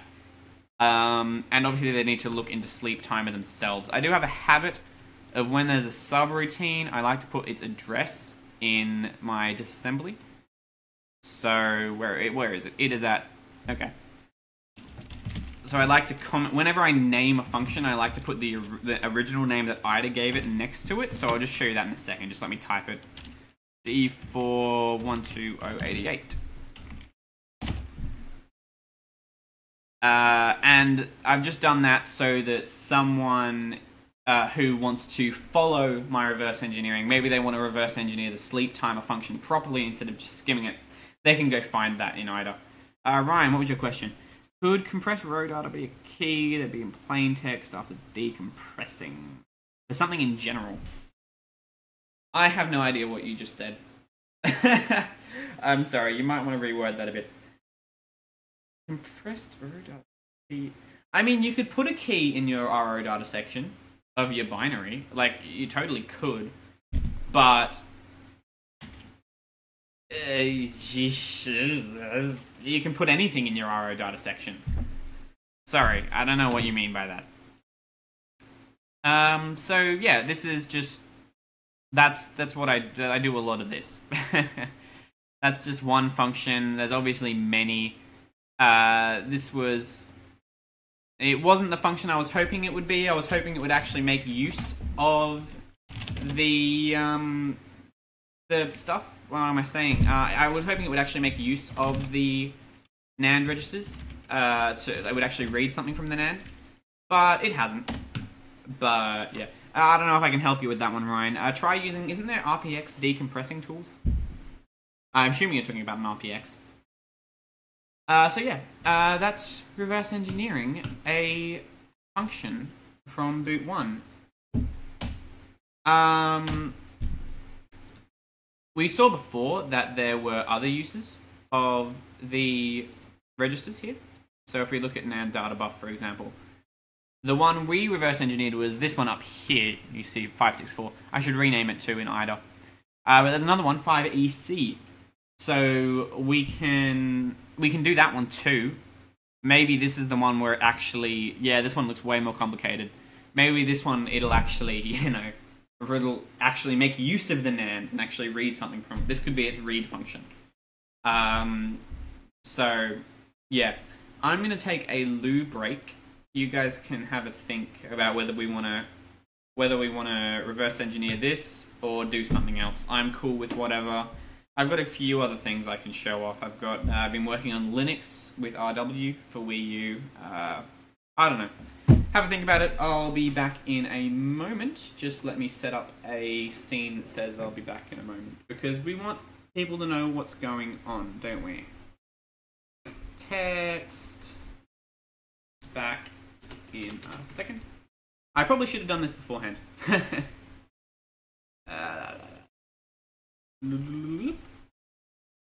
And we will also add the chat. So I don't know, have a talk amongst yourselves whether we want to do more reverse engineering or we want to do something else.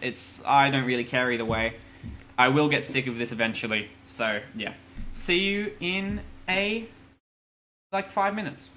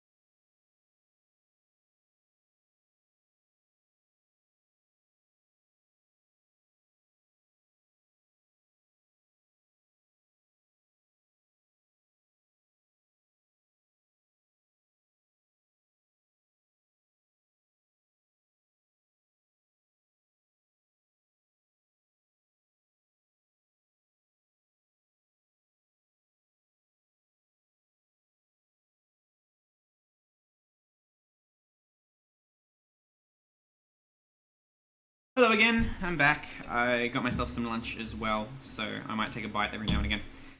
Did we come to a consensus, or did we just talk about random things? What are we gonna do? Probably the next hour. Yeah, I know, it's lunchtime. It's 2 o'clock for me now, so I know for the rest of you it's probably getting pretty late, if you're in the US anyway. Oh.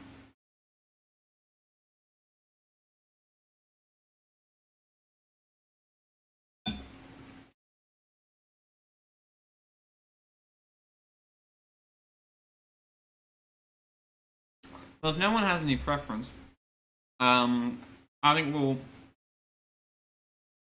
we'll quickly fly through this function here, although it is quite a bit longer, and then we can maybe at least have a quick look at some of the other stuff that I've been doing. I do want to sort of show Linux at least once because I think it's cool. Alrighty, man, this is a complex function. I'm not sure I want to do it. Look, it apparently has all the way up to register 11. I didn't even know that was part of the calling convention. Is that allowed?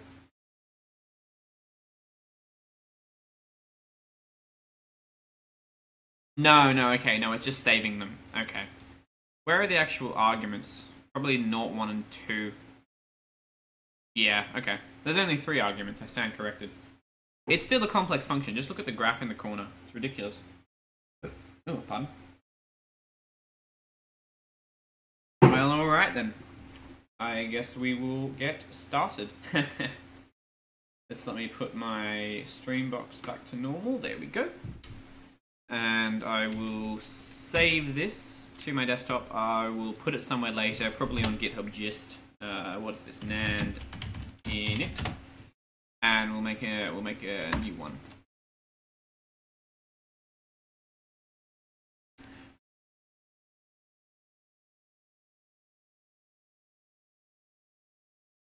Alrighty. Ugh.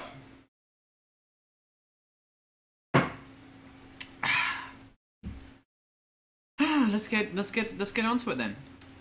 So I can already see that this function uses R2 without setting it first.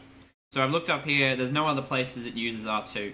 So that tells me it's an argument. It's being passed in as an argument, which tells me that 0, 1, and 2 are also arguments because it's got to be sequential, which means this has at least 3 arguments. So we will get started in writing that.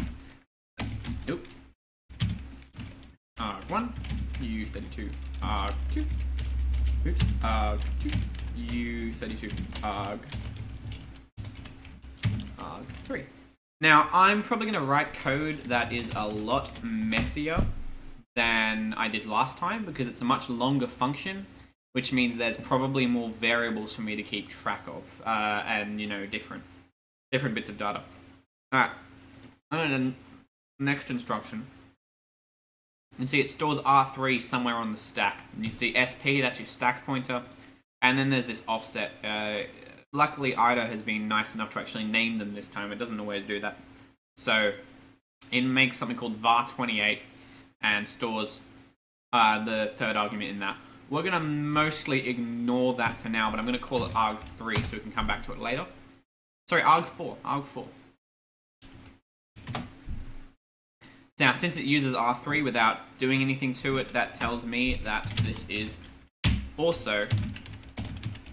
It also has a 4th argument.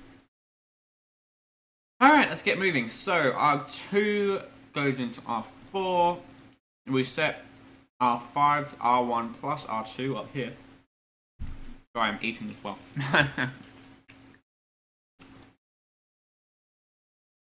R5 then gets 2 added to it. The result is in R3. Okay, so it looks like we're going to do some maths and then a comparison based on it.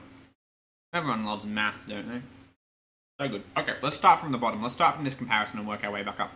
So, we're comparing R3 with R4. Let's start with R4 because it's easier. R4 is set to R1, which is the 2nd argument, so arg2. If something is somehow related to arg2, And we'll figure out what that relation is in just a second. And then R3, which has just been set to R5 plus 2, which is equal to R1 plus R2. So that means, is this like an overflow check or something? This is a bit weird. It checks R1, so R2 plus R3 plus 2. Alright then. arg2 plus arg3 plus 2. And if it is less than, it'll come down here, which looks like it almost goes all the way down to the return.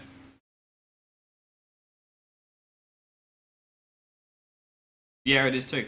So I've just double clicked on that arrow to follow it. So if it is less than, if this is true, if it is less than,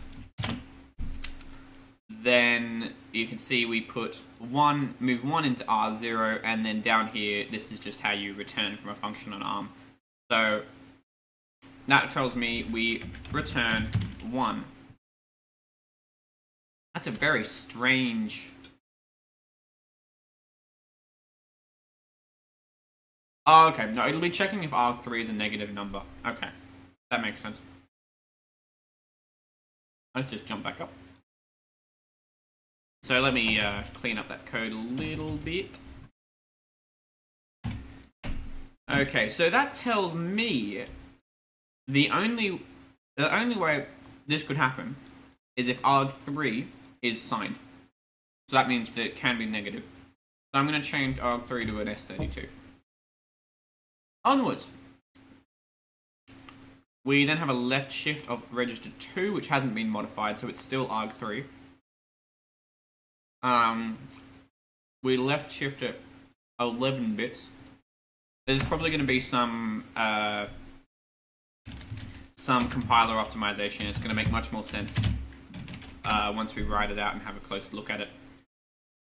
We add it to R8, which we set to RO up here. So RO into R8, R8 added to R3 down here. Okay, so add R8, yeah, that was RO, so arg3, let's just put that in the code.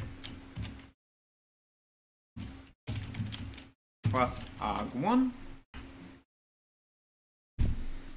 Then we move 1 into R1, neg. Uh-oh.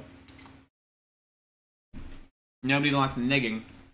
Anyway, that's an instruction I have to look up. Neg instruction. I suspect it's not. It's a bitwise not, based on the name. Oh, it's a pseudo instruction. Ooh.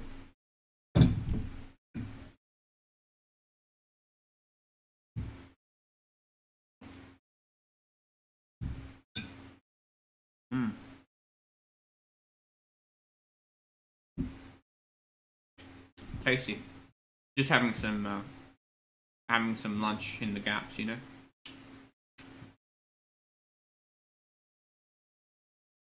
Oh, okay. I see. So, neg, which is a very strange instruction, it takes R1, it subtracts it from 0, so 0 minus R1, or just minus R1, and then puts the result into R2. So you can see it's doing something completely different here, so I'll move on to a new line. I know the C is looking pretty janky at the moment, but it'll start... Once we figure out what happens to these values a bit further down, we can add, we can add stuff in here and stuff like that.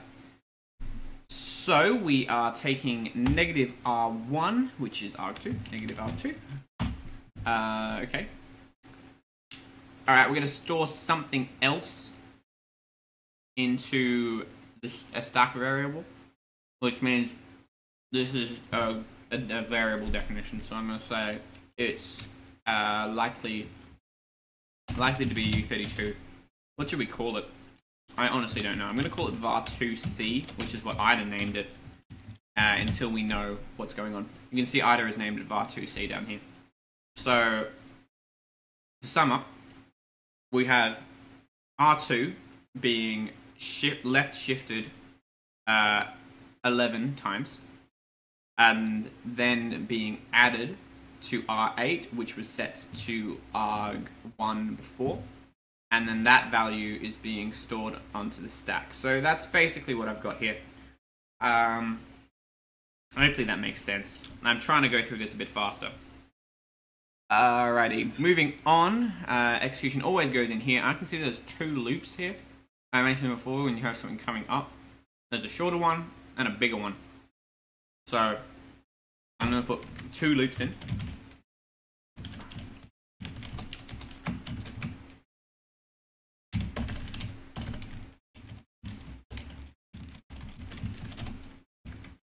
I'm also going to make a variable for this negative arg2 bit. They don't necessarily have to be on the stack to be a variable. So I'm going to call it neg arg2 for now until we can figure out what's going on with that.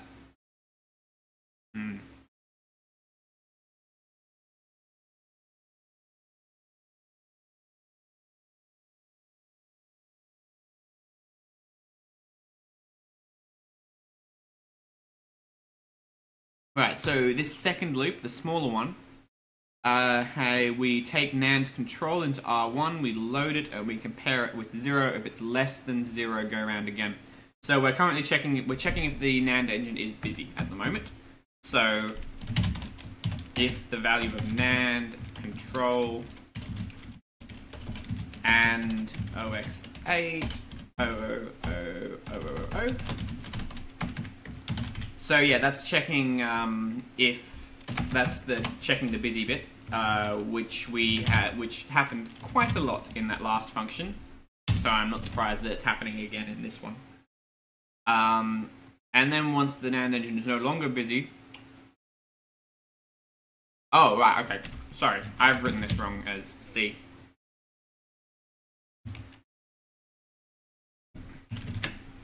Right, that makes more sense. So it just loops around a bit until NAND control is until NAND control says that it's not busy anymore. Then we continue onwards. It compares R4 with R5. What's R4 set to? R4 was set up here to R1. So, and R1 is equivalent to argument 2.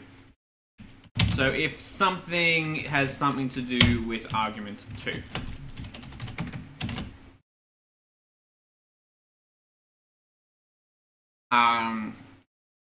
And the other variable there is R5, which is R1 plus R2. So yeah, which is this bit up here.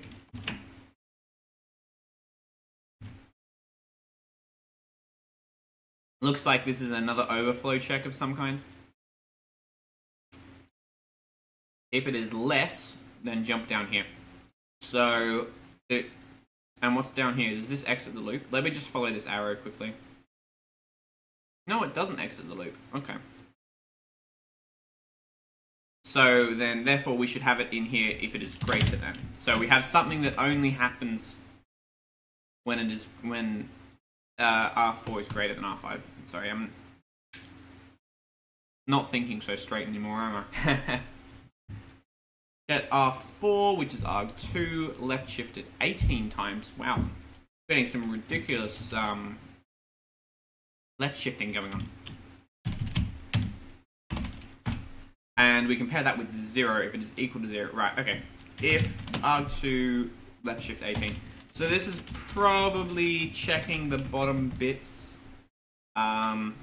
It was probably originally written as an AND operation in C, but the compiler optimized it really hard.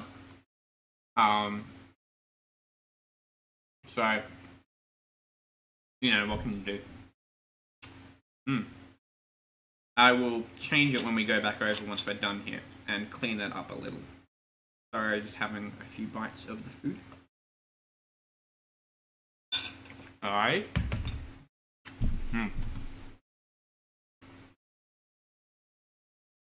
Where were we? Right, yes, R4. Yep. Okay, we did that. And then if it's equal, it does this. Otherwise, it does this. So, let's have a look. See the BEQ instruction up here. So, you got to pay attention to that. Loads NAND bank into R2, reads the value of NAND, the NAND bank register. Then loads it into R1 for some reason. Looks like that gets used later. Then, what to do with R3? It does the whole and not to thing. So this is probably going to be a bit weird. It was probably originally written as a ternary operation, but I don't like to do that in my reverse engineering ever so much. So, okay, where are we looking? Right, yes, nav value of NAND bank.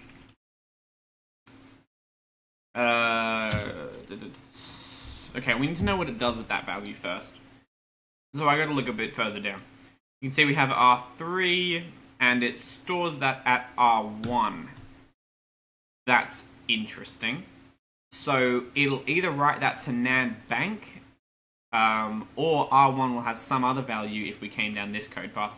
So I'm going to have to be careful about how I write this in C. I think what I'll do is I go and equals not to, like usual. And then in my else statement, I have to do something a bit weirder. So let's have a look at where R1 comes from. Does it get modified? Oh, that's interesting. R1 is NAND control of all things. Alright then. Oh, a NAND control plus 18. So let's just check on what that one is. NAND control plus 18 is NAND bank. Okay. It does write the same register. So this one may be familiar to you. We had a similar sort of thing in the last function, where it would either use an OR operation or an AND NOT operation. So it'll either set that bit or it'll clear that bit.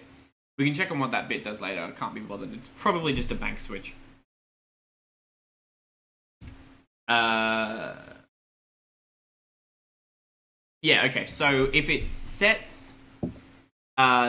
bit 2, that means it's accessing the Wii U's bank. If it clears bit 2, that means it's not accessing the Wii U's bank, but that doesn't necessarily mean it's accessing the virtual Wii's bank either. So, I'm not sure what the deal is there. Continuing onwards, I just looked at the wiki page. Have we done everything? Yeah, I think so. So, continuing, no matter what happens in this if statement, afterwards the two come together to this next bit of code, which stores... So that writes the NAND bank value we got here. We mentioned R1, how it's loaded with NAND bank. And then we move on to the next chunk of actual useful code. Let's see. Register 3 gets set to 3 quad F, and that gets ANDed with R4. What's R4? Let me just check on what R4 was. I remember we did set it. Okay, so R4 is still arg2. So I think we can pretty safely say that arg2 is probably one of the NAND addresses, just based on the fact that we use NAND adder 2 up here. We will double check on it though. Not arg4, what am I saying? 0, 1, 2, 0, 1, 3. Really? Oh, it's arg2. Okay, sorry. I'm just trying to remember what I already wrote. Alright, what are we doing? So in R2 we have the address of NAND adder 2, which is a hardware register. In R3 we have 3 quad F, which is almost certainly a bit mask. And then we AND that bit mask with R4, which currently contains argument 2. So arg2 and ox3, and that goes into R3. Then R3 gets stored in NAND adder 2. So that means NAND adder 2 equals arg2 and arg3. So I'm going to change arg2. We'll just use find and replace, can't we? Can we use find and replace? Yes. I'm going to replace arg2 with with address 2.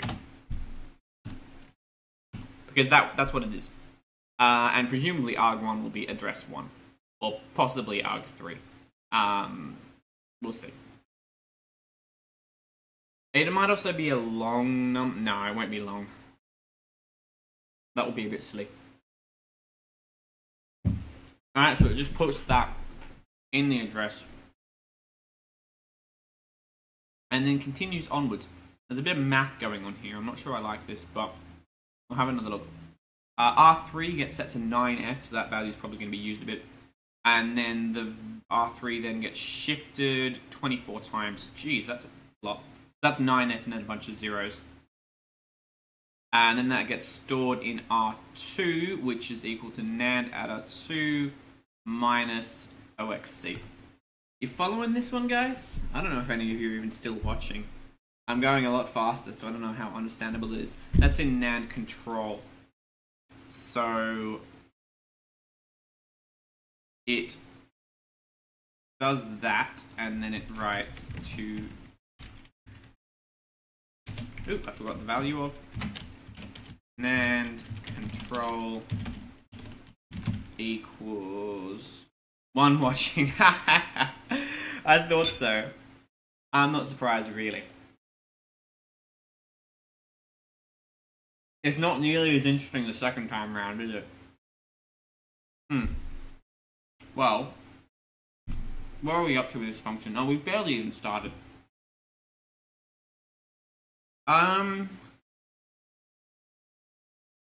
We'll go down here to here.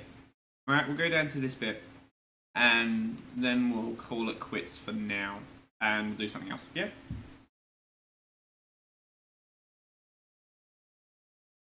We'll have a look at Linux or something. You know, maybe someone will come. I don't know. Alright, where are we? NAND control. Puts R3 into NAND control, and we said that so NAND control equals OX9 F O.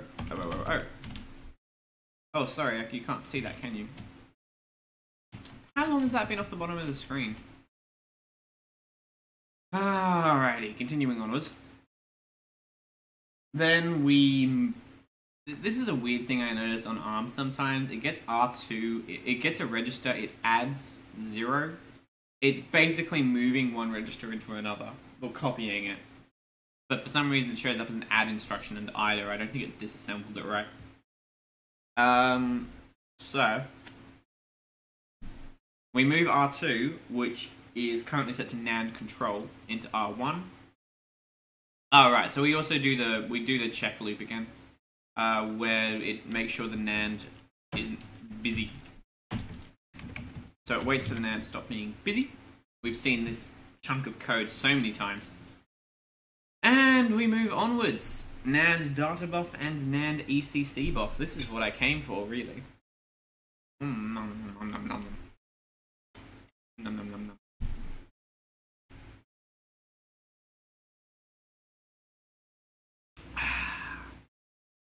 Okay. What am I doing? Right, let's go. So, subtract R4 from R6. What's R4? Is R4 still the same? It's been for a while now. Address 2, yeah. R4 is still address 2. R6, what's R6? I think that's been set for ages. Whoa!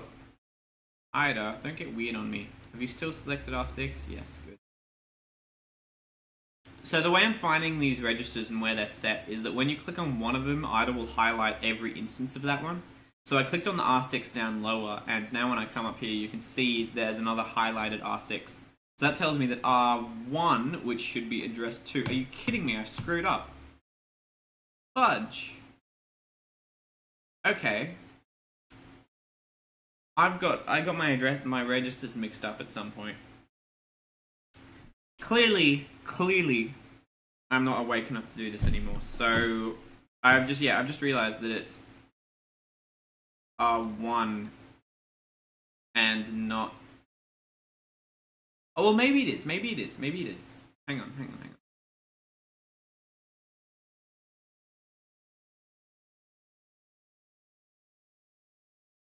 Oh, two watching. Who's the other person? Oh no, it is two. It is two. I'm sorry. My bad. I have not mixed up my registers. At least not as far as I can tell. So that's address 2 again. I don't know why the compiler's being so... Wait, does that mean it subtracts it from itself? I think it may be. There you go. So R4 hasn't been changed either, has it? Yeah, something weird is going on here.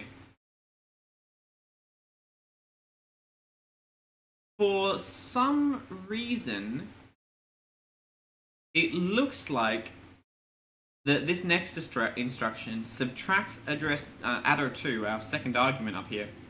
It subtracts it from itself. So I'm going to assume it wants a 0, but then it also does a left shift. So there's got to be something I'm missing.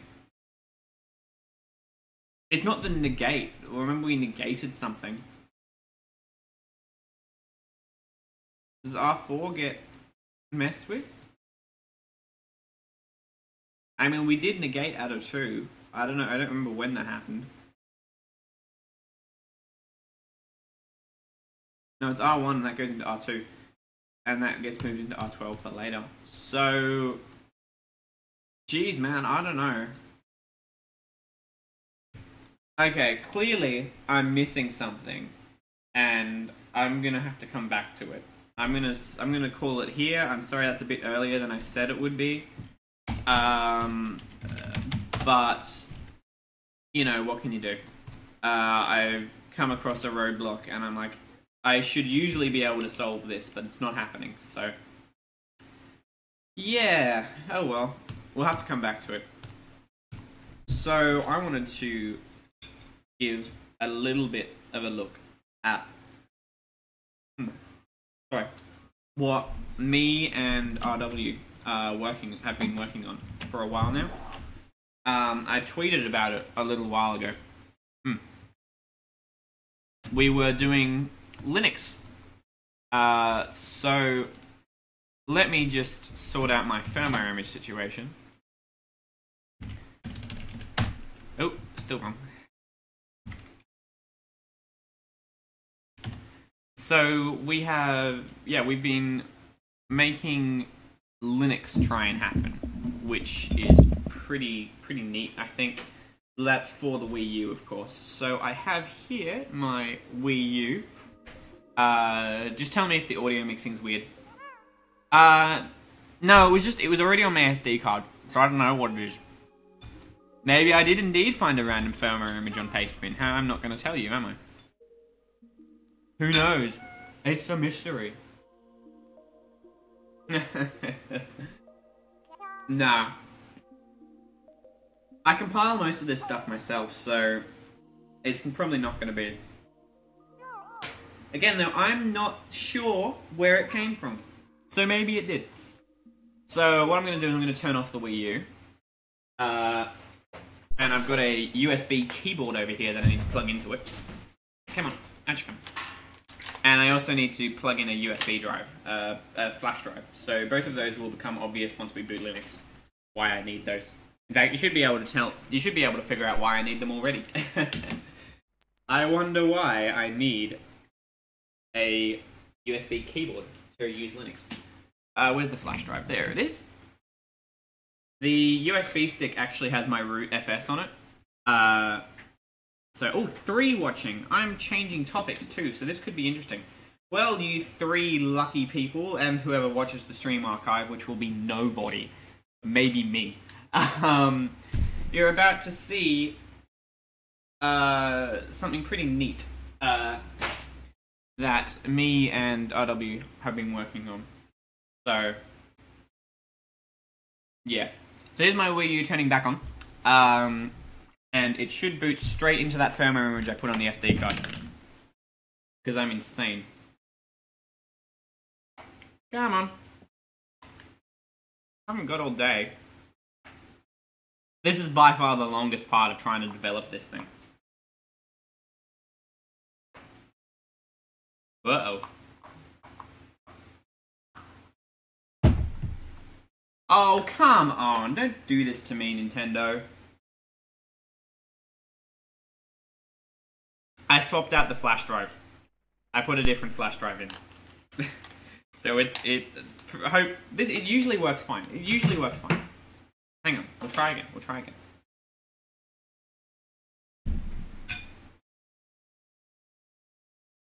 Second time's a charm then. There we go. Awesome. That was weird. Okay. Jeez, that looks horrible. Oh man, I hope this doesn't become a recurring theme. So this is what you can see here, and I admit there's not much you can see. Is Linux loader, which is a firmware image me and RW wrote to load up Linux. So the Power PC is not doing anything right now until I hit the power button, and then it should boot Linux. But yeah, you can see it's done it, but it's not quite working properly, is it? There's something wrong with our video output. We usually use the video over HDMI, so clearly it's just a little bit different when you're using composite video, which is how I'm recording this. Well, anyway, you can see it is running Linux there. It just mounted the root FS. And there you go, it's now booting Gentoo. So there are a few very weird things. I don't think we have the clock, the clock speed of the CPU set correctly. So Linux chucks a bit of a tizzy and says, hey, there's a clock skew, because it doesn't know how fast it's going and there's no internet connection. No internet yet. I guess, right, we could, if we can fix this video problem, I can try and turn on the Bluetooth module. Because the Bluetooth module is just a USB device. So is this running? I don't know what's happening right now. So I'm just going to force turn off the USB. So yes, Hoovian, it's technically not supported, but it could be fixed, is what I'm saying. So let's switch back to my laptop, and we will try it. Well, yeah, but it's much easier to use the Bluetooth because it's just a USB device. And we have USB working. We haven't got the SD working, and the SD card uses the same interface. The wireless and the SD card use the same interface, which I thought was a bit weird.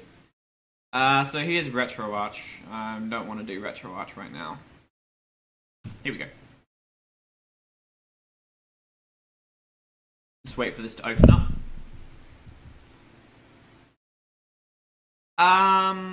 No, it's not proprietary. It's just that we haven't... There's a few hardware quirks, and we just haven't gotten around to trying to enable it. We tried to enable the SD card, and that went really badly. So we kind of assumed we'd have similar problems on other things as well. Is this gonna open a new window or not? It's not. Okay, that's fine. Alrighty, where are we? We're in the Linux. This is our copy of the Linux kernel. Not much to really say here. What I'm going to do is I'm going to change directories into code Linux. What have I changed in here?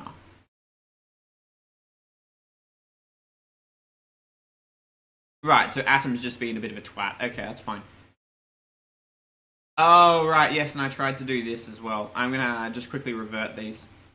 Because these, I was doing a test, and it went horribly wrong. How outdated? It was the latest when we started. I don't know what it's up to now. Geez, how do you tell what version it is? Copying credits? Kbuild? Kconfig? I can show you what the version is once we boot it pretty easily. I can just run uname -o. Alright, so let's go have a nosy. Where is the framebuffer driver? I forget. RW did the frame buffer, the video driver, so I'm not sure where he put it. It does support USB, yes. That's how we have the root file system and keyboard. You could use a LAN adapter. Alright, see you, Hoovian. Yeah, you could use a LAN adapter, Satoshi. I don't see why that wouldn't work, as long as it works in Linux. Okay. Where is it? Where was it? No, that's the udebug. No. Try kernel. Sorry, this might take me a moment to find it. The video driver. Okay, it might be under drivers graphics like it's meant to be. I just assumed that he wouldn't have put it there. Not Vertio, video. An easy one to mess up. FB dev Wii U FB. Hello. Oh man. Seriously, where is it? Okay, well.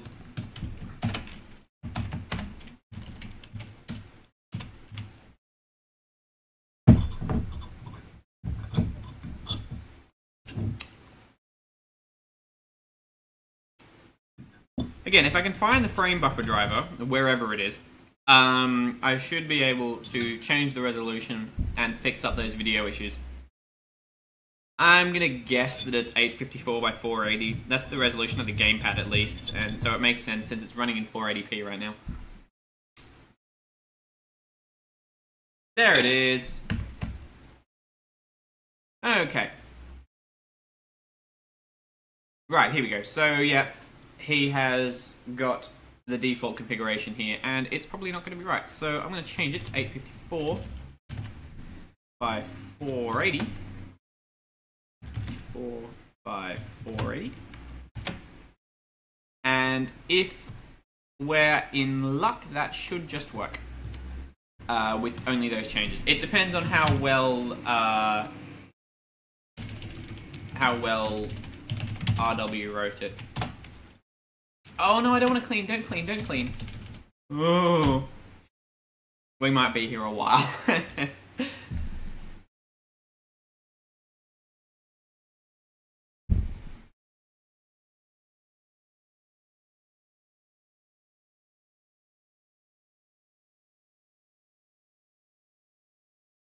Okay, so it has compiled. So let's just copy that onto the SD card, and we should have fixed the video, and then I can show you it actually working and boosting and accepting my input and stuff like that. I can't show you much if the bottom of the video output is cut off, right? So we grab DTB image, Wii U, delete the kernel, and put the new one in.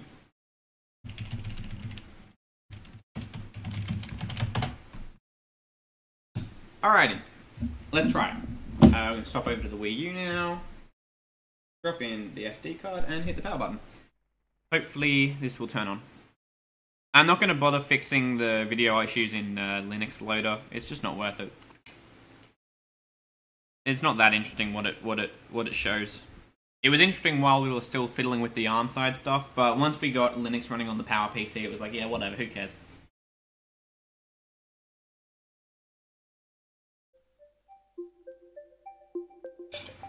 Hit the power button, it'll load up Linux. Come on. Oh, man. Well, it's not quite right, is it? It's not quite right.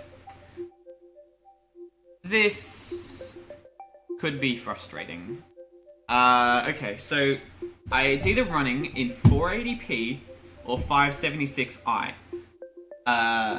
I'm going to assume it's 480p because I've never seen the Wii U actually run at 576. So maybe my horizontal resolution is wrong? It has to be. It can't be 854. Maybe it's 720. Maybe it's 720 by 480. Let's just turn this off before it gets too far. Oh, it's already booted Gentoo. Alright, you can see I have changed it to 720 by 480, and maybe it'll work now. We can only dream, no?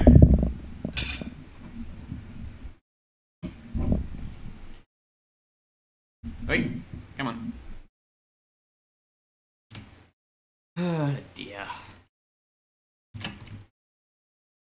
Alright, second time's a charm? Have we done it twice or have we done it 3 times? I forget.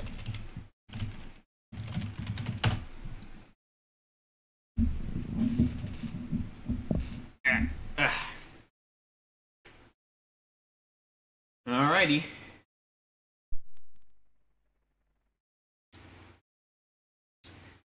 Fingers crossed then.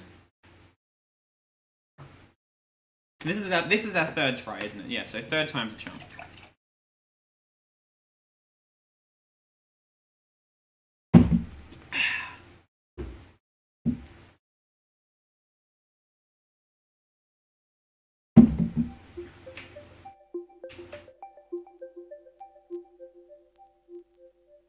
Oh, come on. Wait, did I actually recompile? Oh my god. I forgot to compile the changes. I changed the code and I friggin' forgot to compile it. As you do. Let's try that a 4th time? What are we up to? 4 times? Something like that. Oh dear. That's pretty funny, honestly. Alright, 4th time's a charm. Here we go. Linux on a very low resolution screen. Here we come. Oh, I just broke my SD card. Hopefully that still works. I broke a little bit of plastic off it. Whoops. Okay, here we go.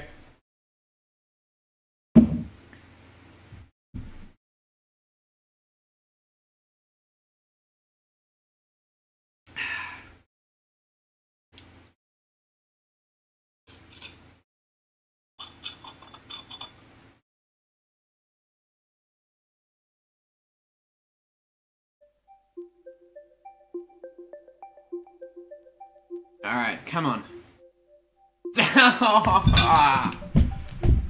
Ooh! What? Well then how frigging big is it? Okay, how many tuxes do we have? We have 1, 2, 3, 4, 5, 6, 7, 8 tuxes. So that would imply to me that the width is 8 times too big? Which seems ridiculous. How low resolution is it frigging running at? Jeez.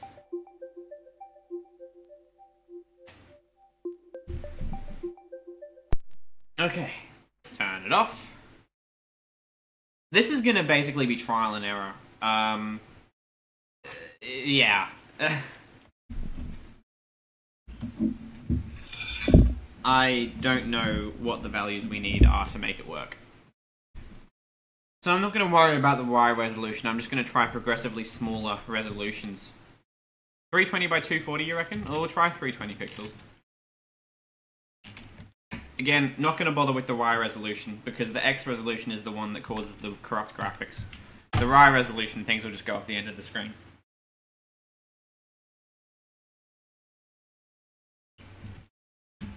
I think it's weird that it would run in such a low resolution. I think in Cafe OS mode it runs pretty... It runs at 854 by 480. But hey, you never know. Alrighty.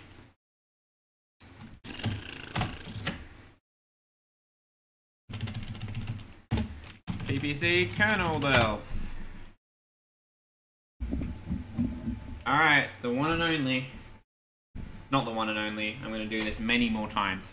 Don't know why I said that.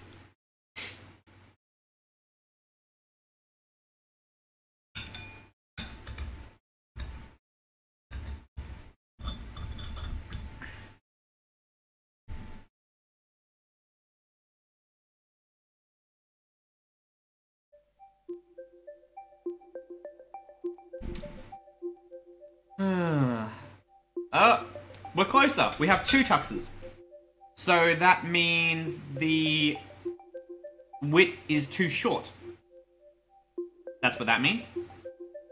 So we need... it's 640 by 480 then. That's what the resolution is. It's got to be 640 by 480. I'll just change that. I've just done that in the code. Save. Good guess though, Satoshi.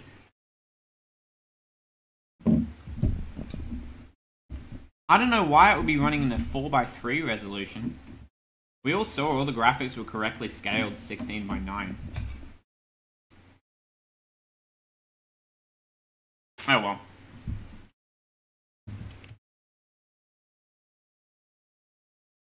Well, I guess technically the image coming in from the capture card is in 4:3, and I'm stretching it out with OBS, because that's what a normal television would do with CVBS.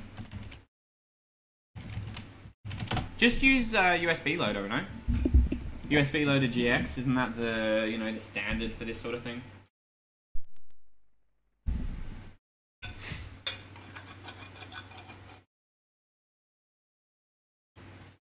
I don't know. That's just my opinion.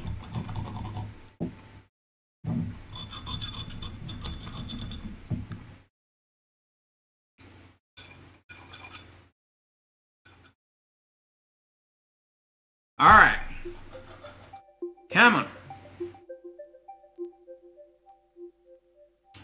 Yes. We're looking good, ladies and gentlemen, although the height is too big. It's too high. But we're making some progress. We'll figure out once Gentoo boots, we'll be able to see just how high it is.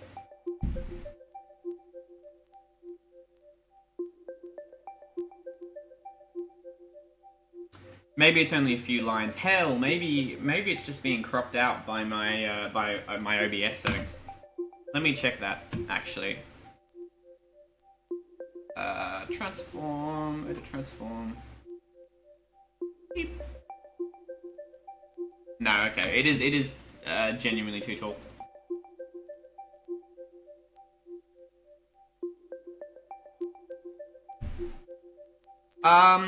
In diligence, because it's a power PC. So is it making a static noise? Oh, let me mute the Wii U for you. I didn't realize it would be buzzing. No, yeah, because the no, we haven't done the RTC yet either. But yeah, you can't on a power PC. You for Gentoo, you can just download a zip, like legit, just a tarball, and extract it to a USB drive, and that's your rootfs done. But on Arch, you don't get that luxury. In fact, I don't think Arch even supports PowerPC at all anymore. Is it? What's it doing? Let me go check what the USB drive's doing. Okay, it is flashing. I have an unbearably slow USB drive. So this bit takes a while. It's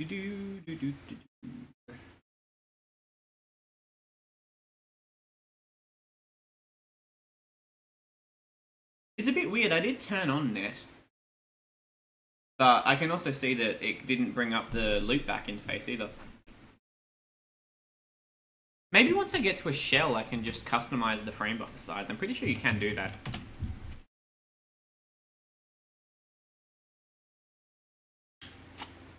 Linux, change frame buffer size. FB set. Oh shush. Is that supported?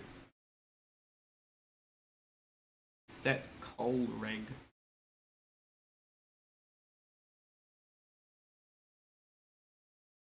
No, I don't think it does.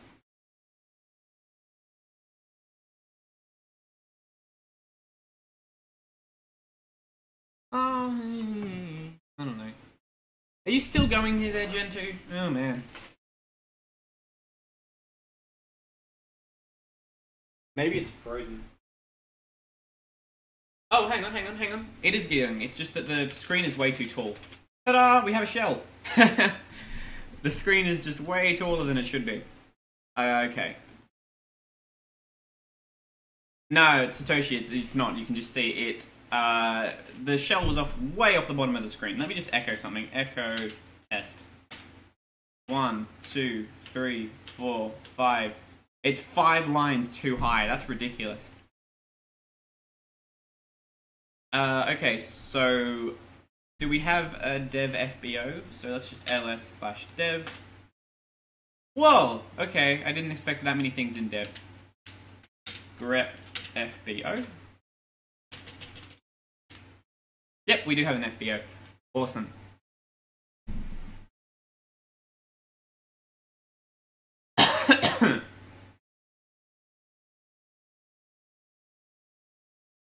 Strings boot O, I love it. We already have boot O dumped though.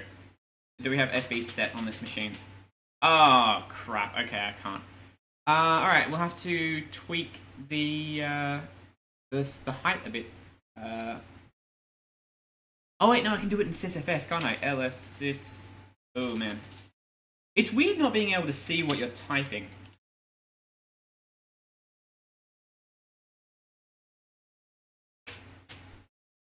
Right, yeah, we do have a mode. So I can force it by... I can force a mode, which is good.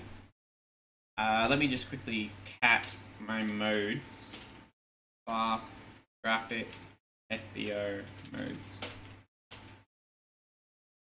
Yeah, okay. Is there a U on the end of that? Jeez, I don't know. It should be. There should be a U. So, if I run echo U colon 640 by, I don't know, 320p dash O into sys class graphics FBO mode. Watch, I got the... Oh, come on. Okay. Echo... Again, not being able to see what you're doing is the worst.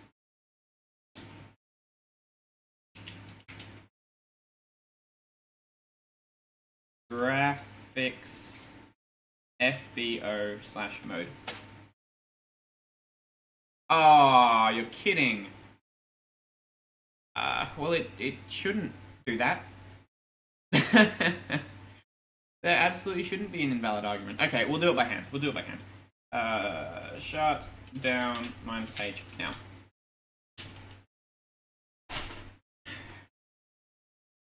So I will have to tweak the code to actually have a smaller height in it. I'm going to be safe. I'm going to put it all the way down to 240 because just in case. Now it's probably going to be smaller than it needs to be. It's probably 640 by 360, but I just want to be safe. And yes, I did look this up on Stack Overflow.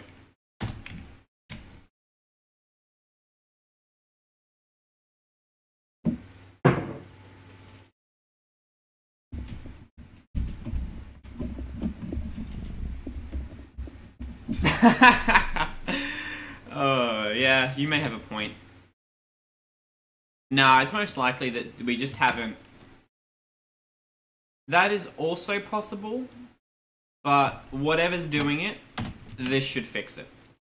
But I mean, I haven't had problems with my capture card losing bits. It doesn't do that in normal Wii U mode when it's just running standard Cafe OS. So I don't know. Okay, I haven't actually turned off the Wii U. I hope that it's finished. Is it? Yes, it is finished. Yeah, we also haven't figured out how to make the Wii U turn off yet. So right now it just finishes shutting down Linux and then it hangs. Alrighty, I've got the new image on and we should be able to see everything that's going on. So me and RW have all this in a bit bucket, a private bit bucket. And once we get a few more drivers and it starts being somewhat usable, I'd like to get the graphics card working. Once we've done that, we will probably make it public. Okay, awesome. So yeah, it's almost definitely 640 by 360, but we should at least now be able to see what's going on. Even if the text is a bit small. Hang on, we can help this a bit. Bottom crop.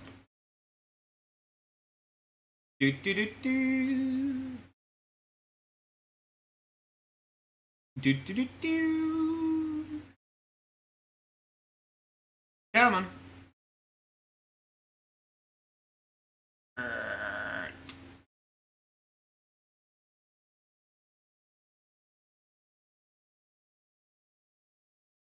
Awesome. We did try 854. Yeah, that didn't work. Look, the frame buffer is set up by the hardware, so we just have to guess whatever resolution it picks. We can't really change it at this point. But, ta-da, we have... that's the wrong keyboard. We have Linux running on a Wii U. What is it? It is version 4.11.6 that we based it on. We can probably turn it into patches and apply it to a newer version if we need to. That's running on PowerPC. We don't have any networking support at all. But, yeah. Basically, the only hardware that we have working is the frame buffer that the console sets up. No graphics card. It's literally just pushing pixels into memory, which is slow. And we also have USB. We've got the external USB ports on the back. The ones on the front don't work, and all the internal ones don't work. We're not entirely sure what we need to do to fix them up, but we're working on it.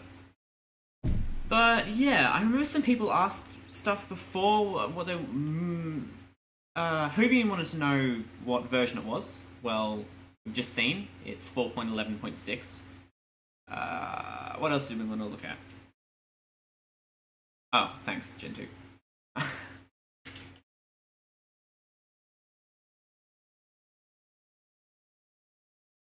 USB devices.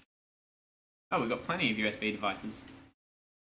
There are still a few problems, even with just what we've got. You can see here, if we scroll down a bit, you can see there's some stuff in here. You can see a few lines down.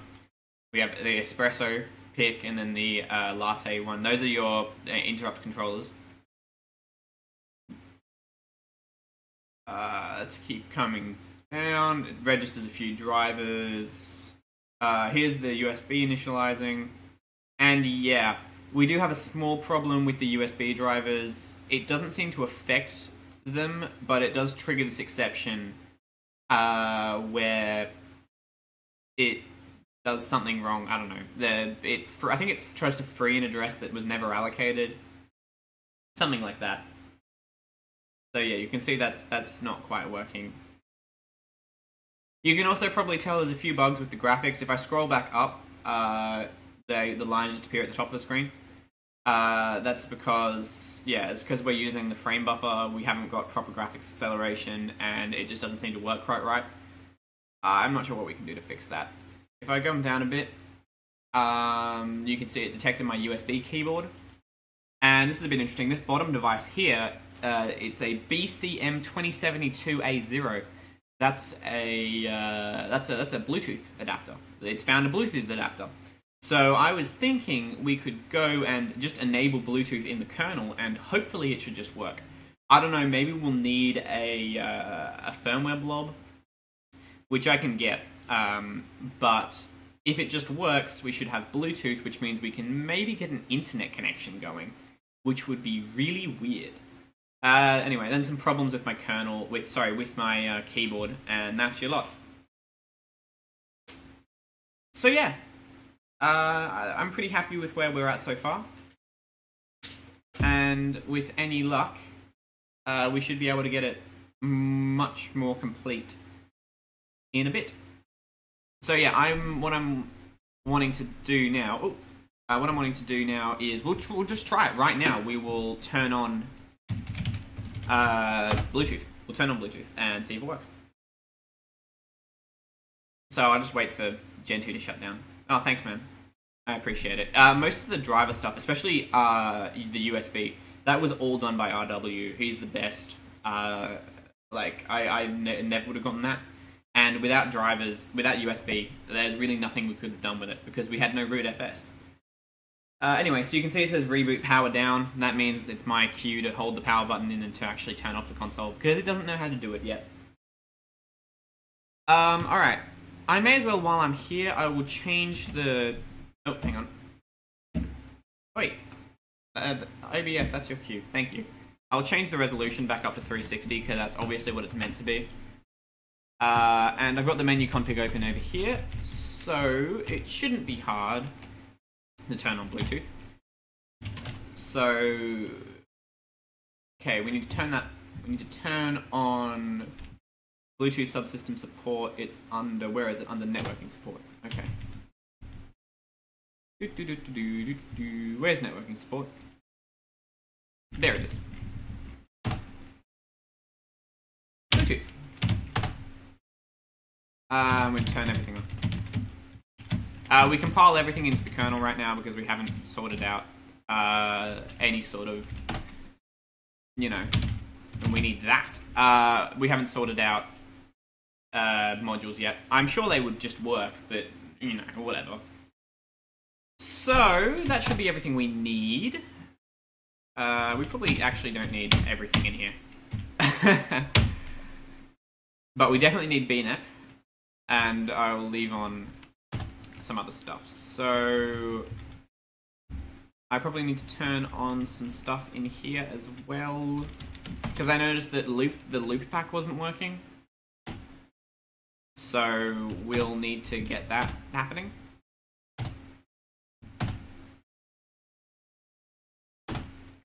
Here we go.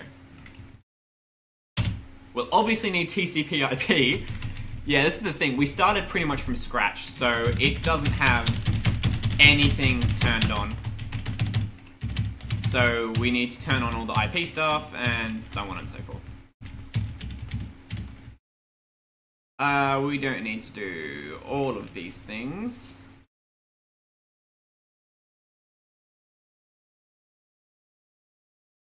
Oh, IPv6.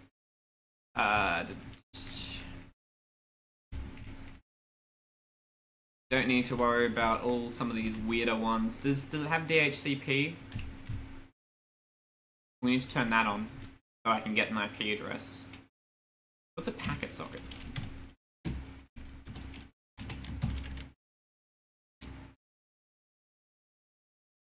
Sure. Right, I need to find DHCP in here somewhere. Where is it?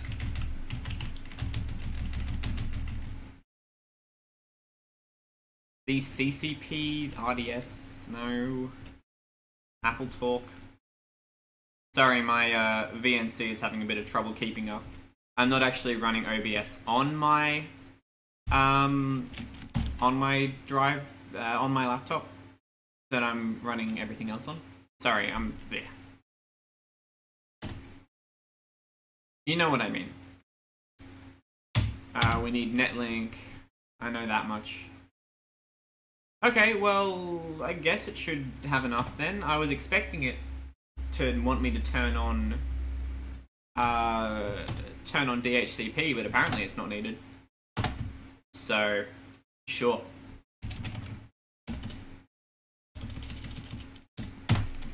Alright, let's compile. This might take a little while. In the meantime, just let me fix the OBS thing.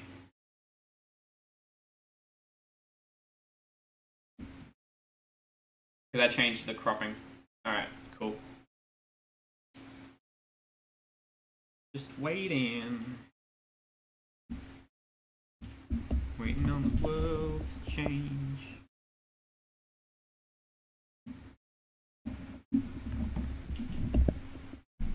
Yeah, this might take a little while. What did I say the model number was? We'll look it up while we wait. Oh, it'll be in my browser history. I looked it up before. And yes, I'm changing the source while we look at my browser history. Just in case.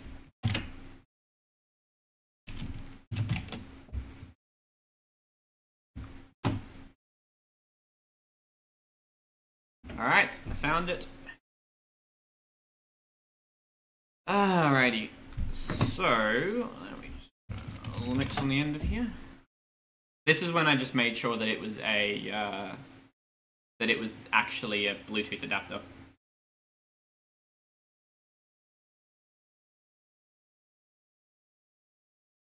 Looks like we will need a firmware blob. That's alright, it's pretty convenient when your root FS is just on a USB drive. You can just plug it into your laptop and modify it.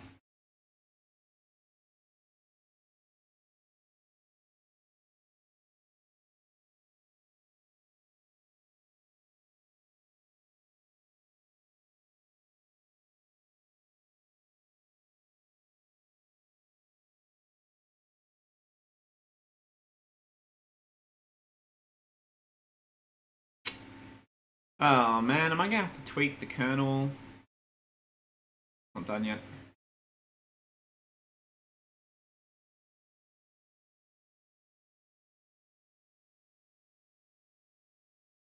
$27.02, lovely. Okay, how do I use it? I need BCRM, blah blah blah blah.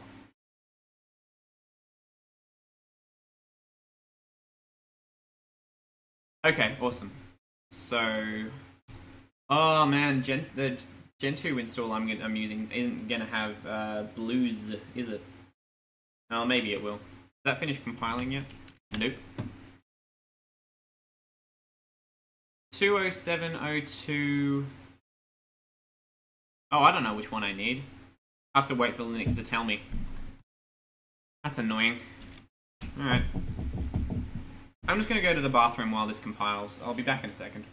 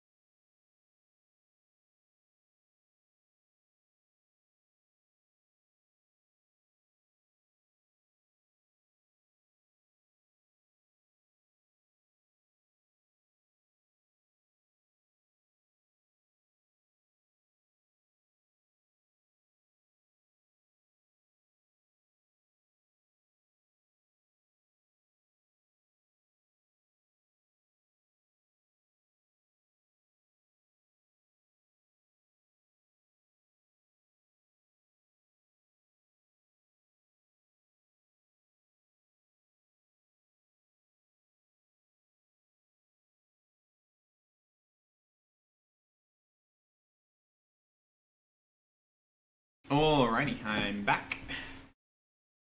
Maybe I shouldn't have turned on all those things. I thought I needed them. Like, oh yeah, IP, we need IP. Oh well. We just gotta wait. Oh, hang on, it's done, Awesome. Alrighty. Number 3. How big is it now? 3.4 megabytes. Well, megabytes, I don't know. Point is, it's bigger than the other one was, that was only 2.7. So we've added a lot of things. And we will have to see if it works now.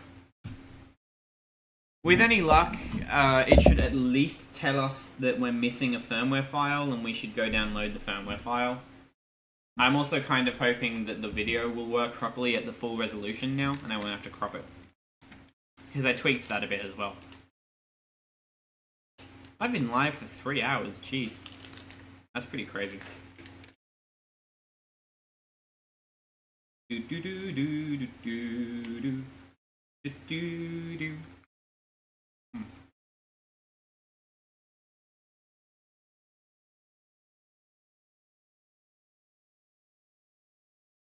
This looks good.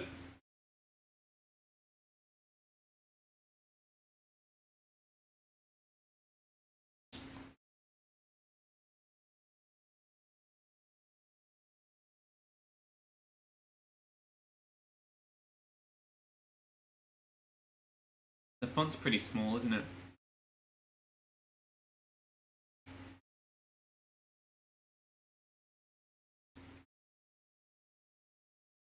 Looks like turning on all those networking things helped out the boot process a lot as well. There's less errors. Right. Let's have a look at the D message.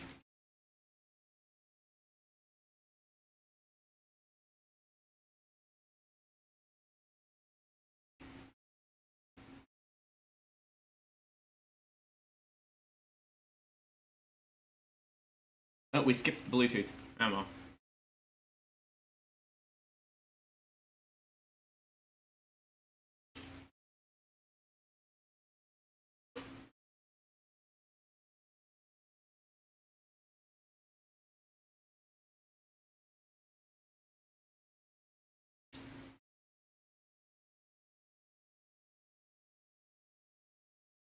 That's a bit weird. It doesn't seem to have detected it.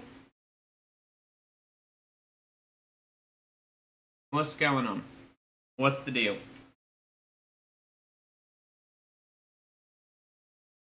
It just doesn't say anything about it. You can see at the top of the screen there, it attaches the USB device, it echoes out the information about it, and then nothing. So that's a problem. What's the... Okay. Let's check it. Let's check sysfs. Maybe it has something to say about the matter. I guess we'll try devices. Platform. Latte. And then the USB. I don't know which USB bus is on. Okay, we'll go back a bit. Sys. Class. Oh, we do have a Bluetooth folder in here. But there's nothing in it. So it hasn't attached to the USB device properly. It's meant to do that, but it hasn't. Okay.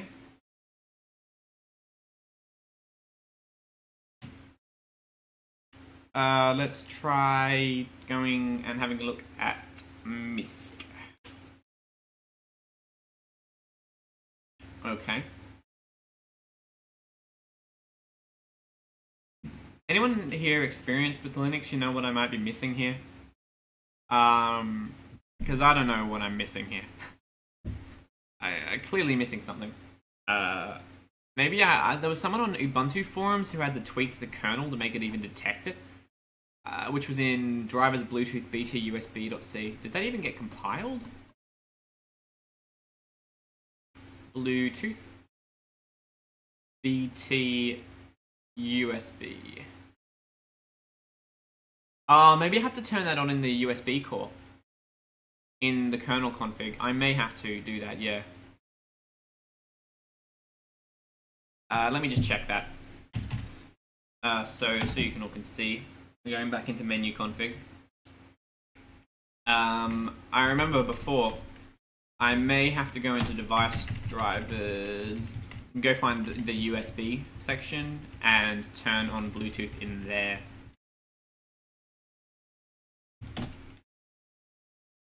Maybe.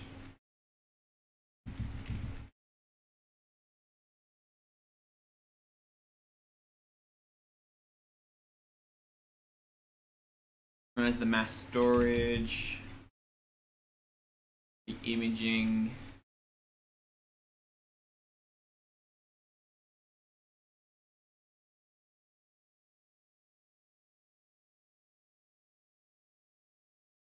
Okay.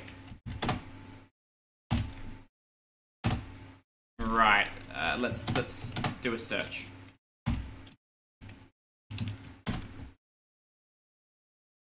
Right. Here we go. Here we go.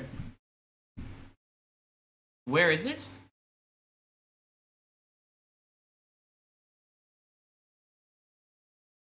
Networking support, Bluetooth subsystem support, Bluetooth device drivers. Okay. Looks like I did miss a bit.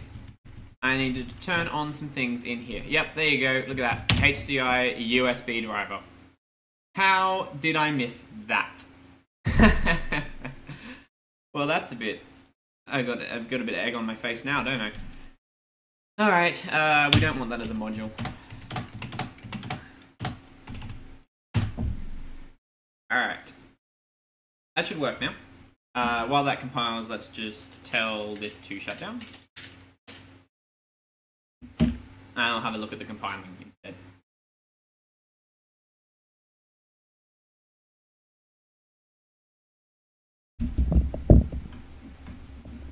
Do.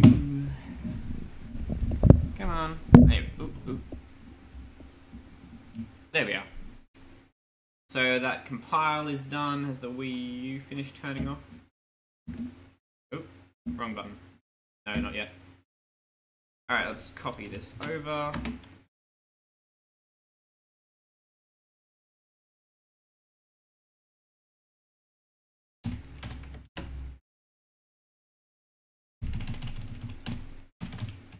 Alright. With any luck, it should actually detect recognize it.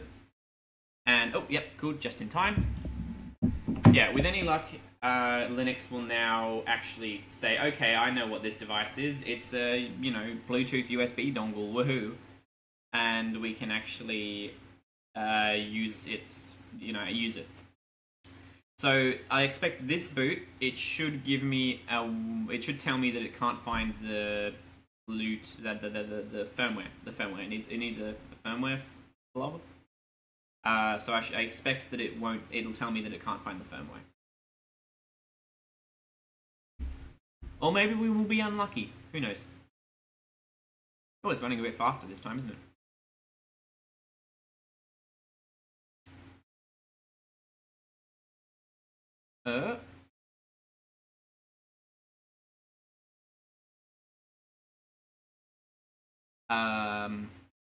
It doesn't appear to have said anything.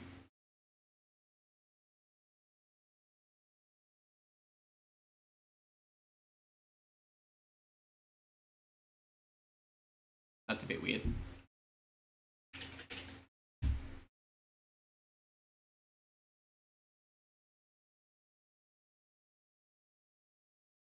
It did something, you reckon? Alright, here it is. And in the middle there, where it says 4 dot, that's finding the USB device. Just after it is something wrong with my keyboard specifically. I can tell by the device IDs. That's my keyboard that had the 10-second wait in it. But it wasn't 10 seconds. I told you the clock is wrong on this machine. Then some UDEV errors, and that's it. Great. Let's try sysfs.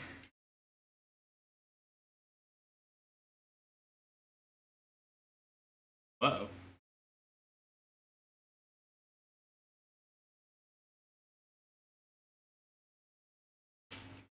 Oh, hey, we got one. Hey, it's detected it. Where do I go from here? Device? Aha! Looks like we have a Bluetooth device. So now we just need to figure out how we're meant to control it. Right, we're not on a systemd based system. This could be interesting. I'm going to check on the Gentoo wiki. It should say what I need to do here.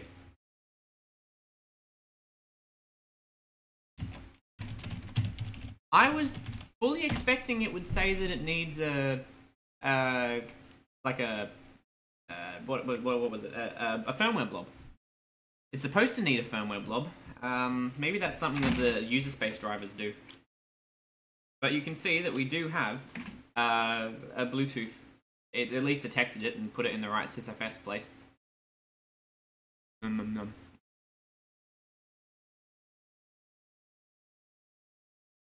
Enabling HID P.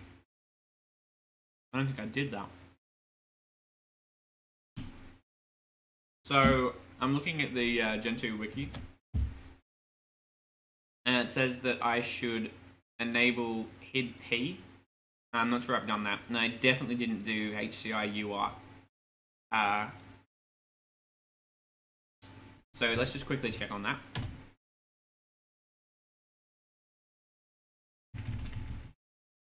Where was it? Oh, fudge. Networking support, of course. No, I haven't turned on HID P, so we might need that later. Oh, that's only for human interface devices. Okay, we don't need those right at this moment. We might want it later if we use a Bluetooth keyboard, but not at this second. Ah. Oh, no, that's only for HID. That's for HID.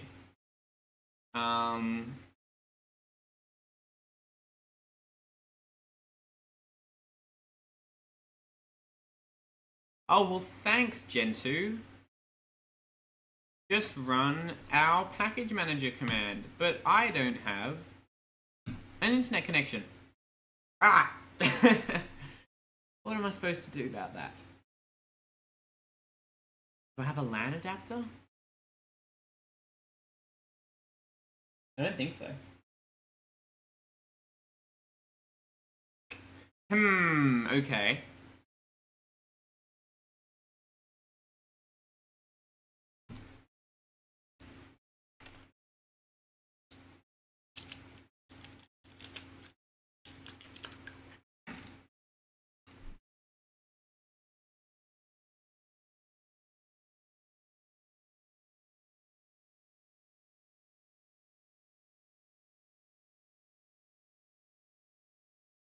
Looks like we'll have to do this offline.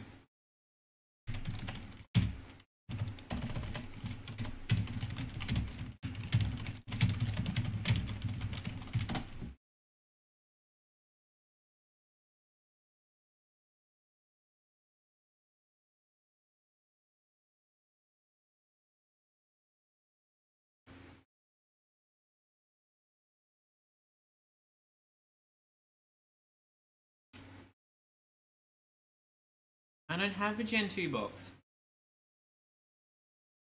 Ah, awesome. I have a commands to run emerge -- fetch -- pretend. So I need net wireless / blues.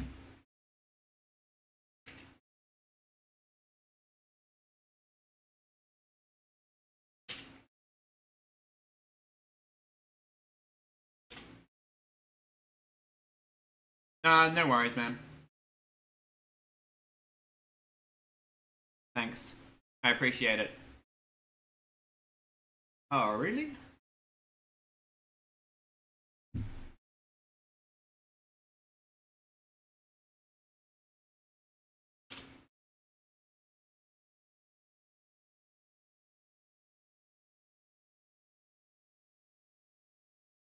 Oh.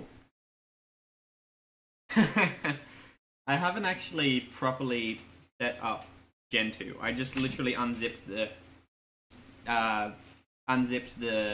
disc, the live CD, right? And so it's going to be a little bit mad because I didn't actually follow the installation guide. So we may have to do that now. This has gone from, hey, let's get an internet connection on this Wii U, into, hey, let's set up Gentoo. Well, this will be interesting. So let's let me open up the handbook. I haven't actually successfully got Gentoo working before, so this will be interesting.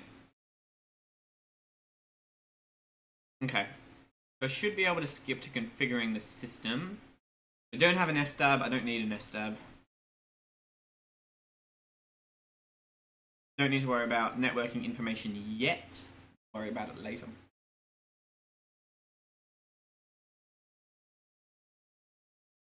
Alrighty.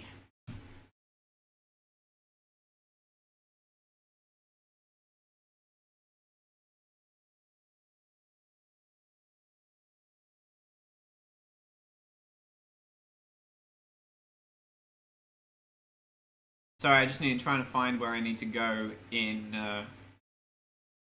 Gentoo. Alright, I've missed it. I've missed what I wanted. Come back, come back.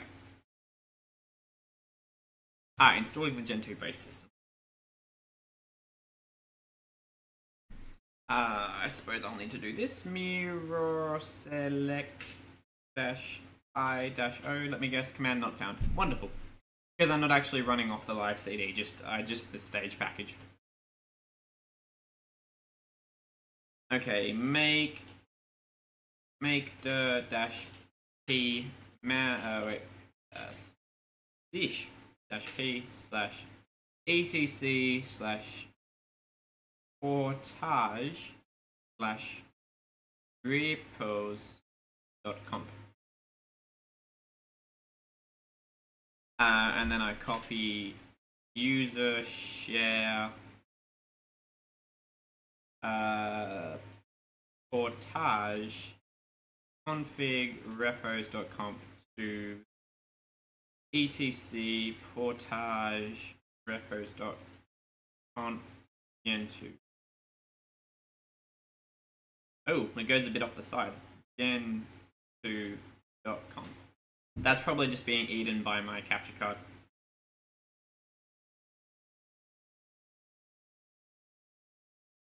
Alrighty.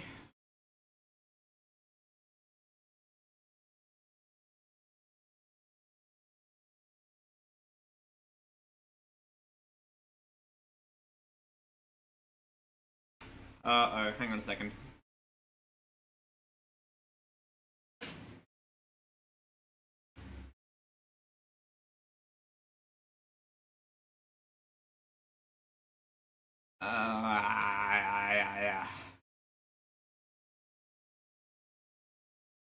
Okay. I don't know what else you want from me, Gentoo.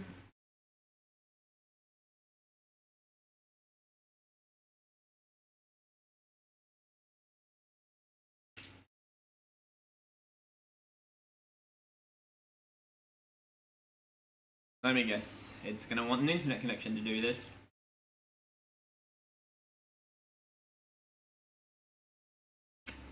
Okay, this is gonna be really difficult. Because this was supposed to be something that would just work, but it's now looking like I will have to take an alternative route in order to try and get Gentoo to work. So, what I think I'll have to do is I'll have to boot my Power Mac and run these setup steps, and then we should be able to, actually run it all on a Wii U. Because we haven't set up Gentoo properly. It needs to be set up. It needs an internet connection to do that. So give us a moment. I'll see if I can get something set up so you guys can still see what's going on. And yeah, I'll be back in a second.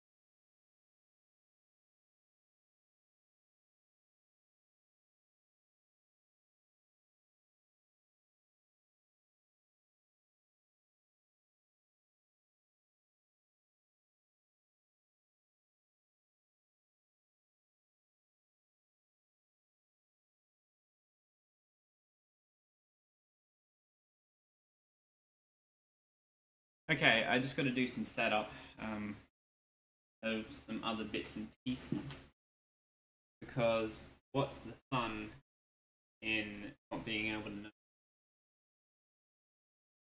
Give it a second.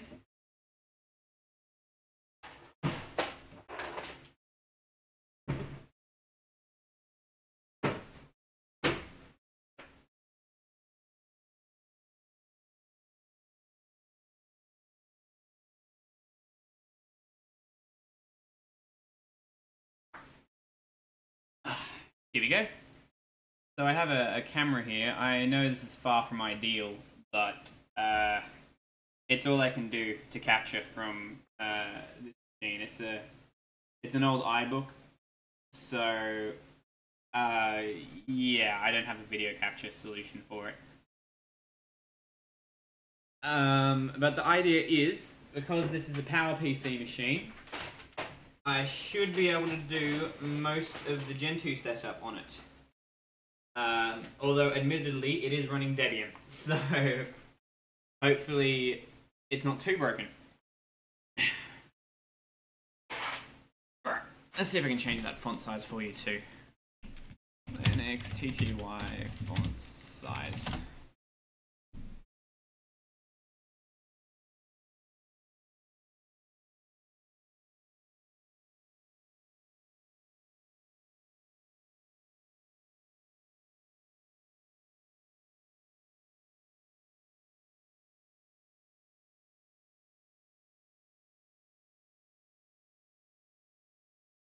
Okay, so if I run sudo c package reconfigure console setup.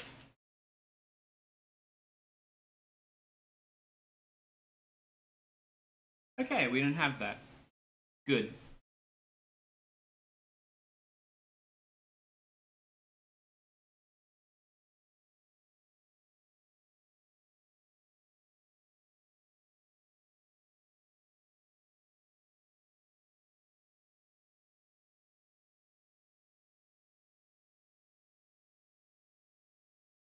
Sorry, I'm just trying to get the font size a bit bigger so that you can see it.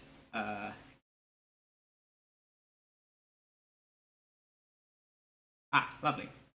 Let's make that, let's quadruple it, or maybe doubling it would be fine. So that would be 16 by 32. Oh, I gotta modify that as root. etc default. Yes, I know I'm a horrible person for modifying things directly in such etc default, but I just want to get it working right now. I did do it as root, no? Oh, I guess I didn't. Okay, now we're running as root. 16 by 32. There we go. That should be a bit easier on your poor eyes, and you should be able to tell what is going on. So, let's do the Gentoo setup then. It'll be fun. Let's just jump in as root. Oh, I gotta get rid of my text. Goodbye. Alrighty. So... Wait, camera, don't do that. I hope this doesn't become a theme. Let me just see if I can quickly fix that. Menu. There we go. Right.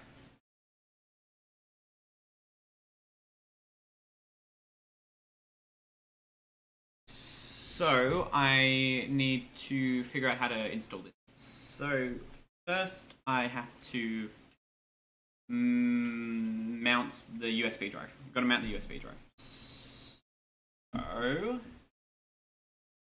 ls/dev. It's SDB. So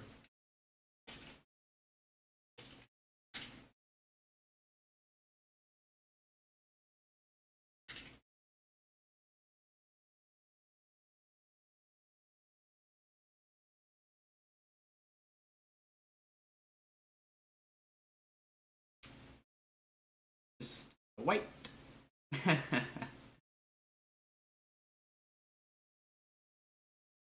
It's taking quite a while to mount this USB drive. It's just a slow flash drive. I don't know what the problem with it is. I should change to another one. I will when I get the chance. It's hot in here. I've unplugged the fan. Too hot. Damn, that took a while.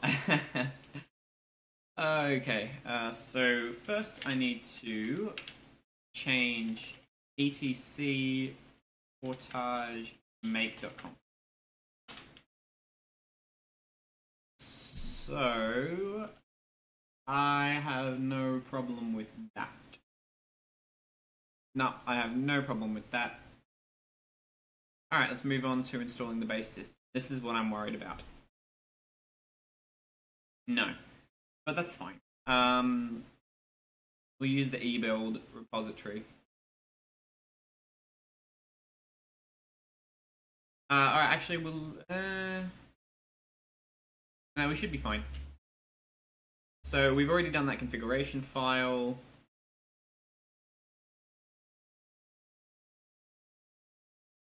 Okay, copy etc resolve.conf to mount etc resolve.conf. Then we got to mount everything. Woohoo! Mount types proc mount proc mount bind /sys /mount /sys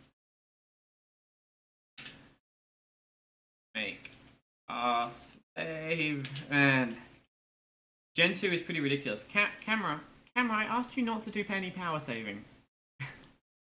You're the worst, camera. Okay, make slave mount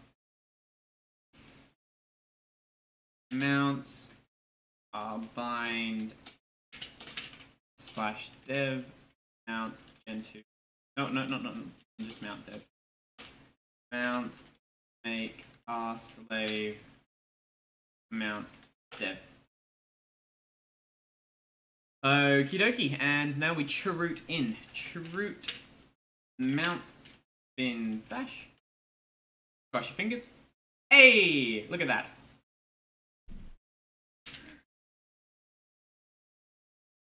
We're doing well, people. So we should now run emerge web rsync.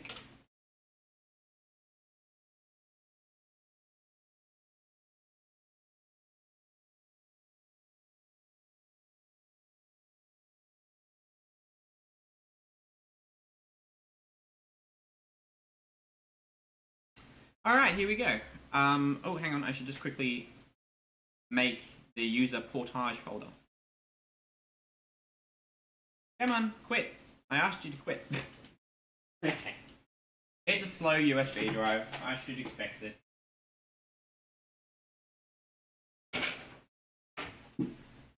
Oh, here we go. Oh, wrong keyboard.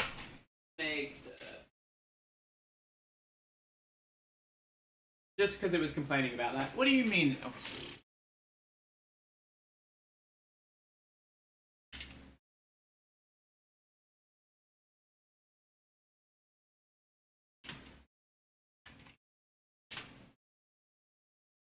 Yeah. It exists. I don't know what your problem is. Anyway, let's go.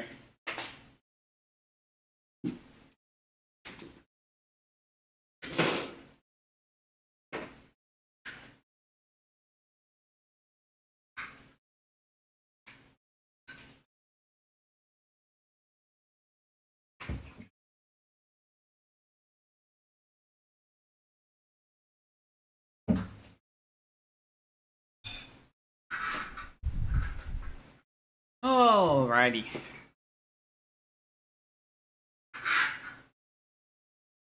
How are we doing? There's a whole 2 people still watching. I'm surprised. You guys are dedicated. We are legitimately just setting up a Gentoo installation.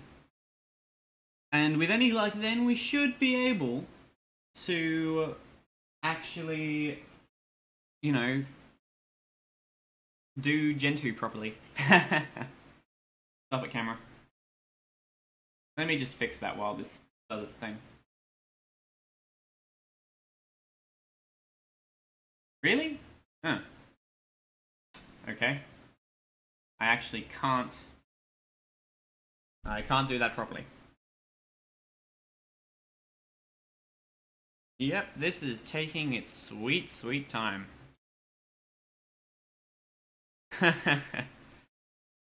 Ah, man. You definitely are. Very dedicated. I wonder who the other person is. It's probably Satoshi. If they're still there. They may have given up by now. Well, I'll come back later, you know? I wouldn't blame them.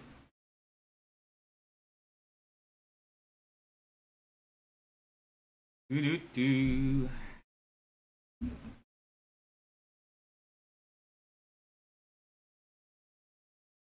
Hey, Satoshi's still here too. You know you're one of two people who are still, quote-unquote, watching, right? It's pretty ridiculous. I am just installing Gentoo. So, let me just make this a bit smaller.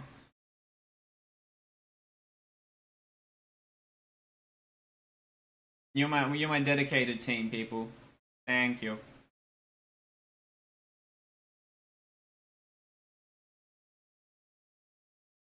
That looks a bit better. Loading what? What, like Wii U Linux or Gentoo or something completely unrelated?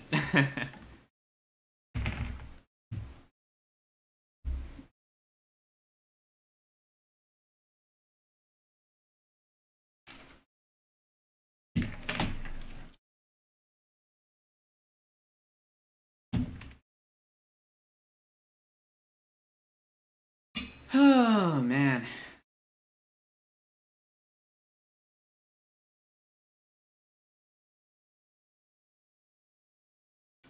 Do do do. Do do do.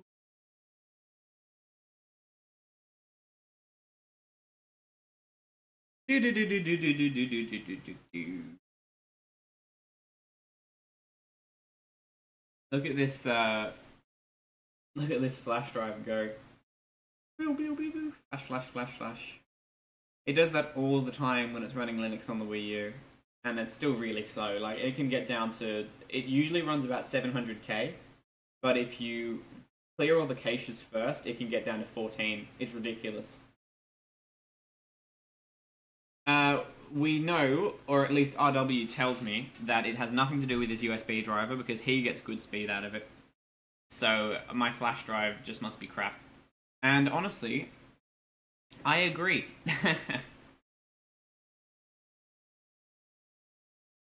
This flash drive is slow no matter where I put it.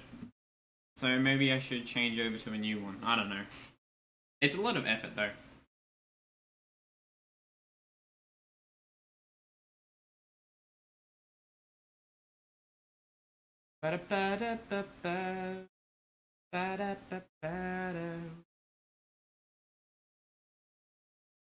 Just gotta wait.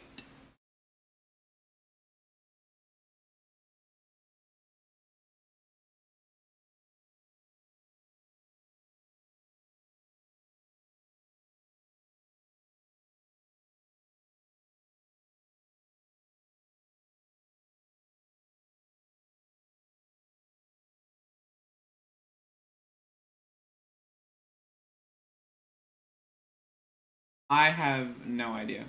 I know next to nothing about the 3DS. In general, don't own one. Never played with hacking one. I've always been a 3DS. Sorry, I've always been a Wii U guy. I'm thinking of buying one actually, but I'm not sure if I have the money, and honestly, I'm not sure what I'd do with it. So, you know.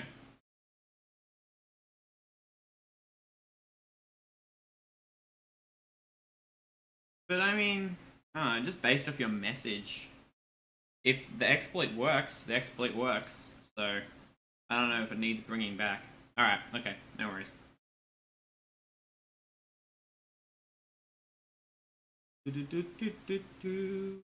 I really need to get a video capture for this thing. What am I saying? This. No, I need to get a. Oh, hey, whoa! Is it? It shouldn't be.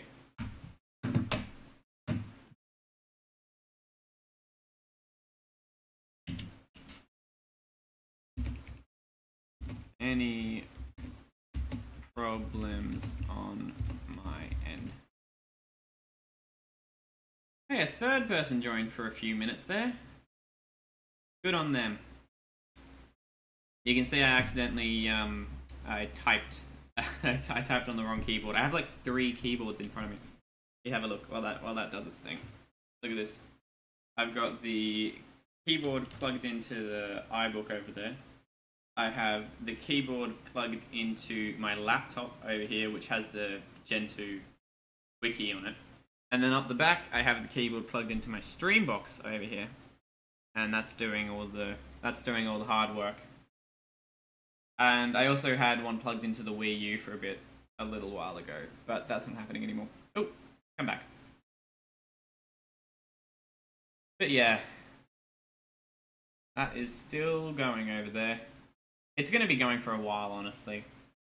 Not much I can do to speed it up. I could use a different USB stick, which I may still do, but I'm not going to do that on stream. That's going to take a while. Yeah, my desk is a pretty big mess at the moment. Pretty horrific. This over here is that Windows 7 machine I was using before to look at the wiki. It's pretty cool. It's a little touchscreen thing. I bought it for like $30 at a garage sale. I'm happy. It's got a Core i5 in it. So yeah, pretty good for a garage sale buy, if you ask me. $30 too, you know? Alright, let's put this back. The resolution is just so low on my capture card, it's ridiculous.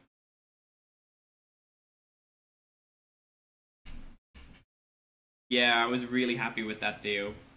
It's only a first gen Core i5, but it's quad core, and it's like, yeah, that's really good. I like that. I am slightly worried that I'm gonna have Windows activation issues though, which nobody wants to have.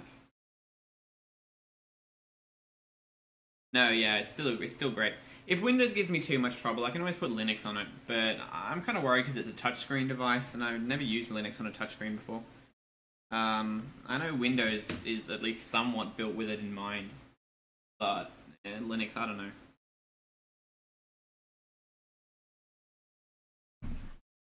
I want to do something else while we wait for this. I can't think of anything else to do, but we can do something.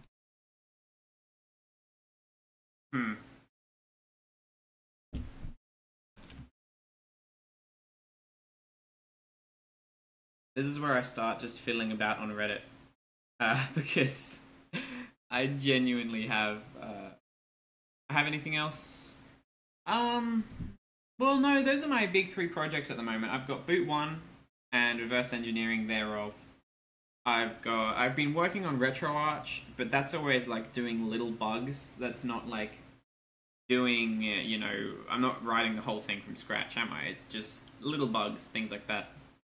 And then there's Linux for Wii U, which is what we're looking at now. Well, I mean, we're not really looking at it, but you get the idea. So not really. I have a few old projects, but I haven't touched them in ages, and they're on the Wii U anyway, so I'd need to undo all this setup I've just done. So yeah, just one of those things. I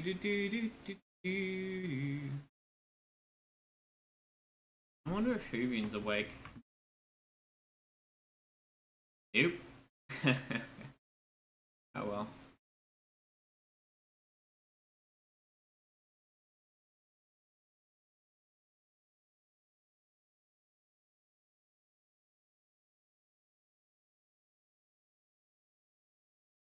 In case you're the person who just started watching, hi.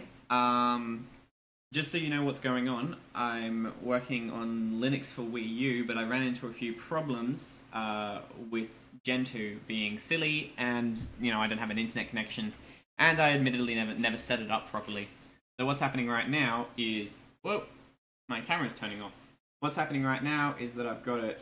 I've got the same USB drive I was using on the Wii U hooked up to an iBook G4, and it's just setting up Gentoo, which is going to take a while.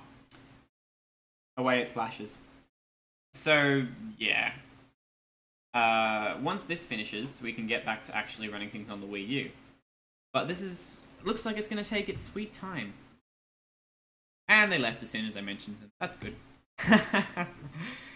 I really shouldn't watch my analytics numbers. I had a whopping 7 people watching a while ago. Ridiculous. Maybe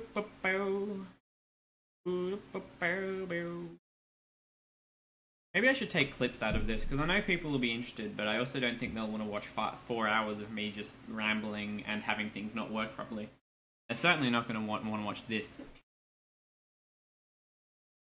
I don't know how easy that would be. I don't think any of my computers could handle editing a 4-hour video. Maybe I could do it with FFmpeg.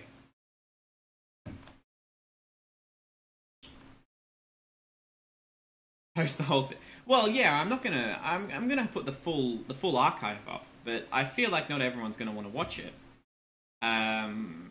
But they might want to see some of the little bits of it, So yeah, I'll obviously upload the full 4 hours. I mean, YouTube's gonna do that for me anyway. But sorry, I might make some small clips to go along with it. Holy moly, this takes forever.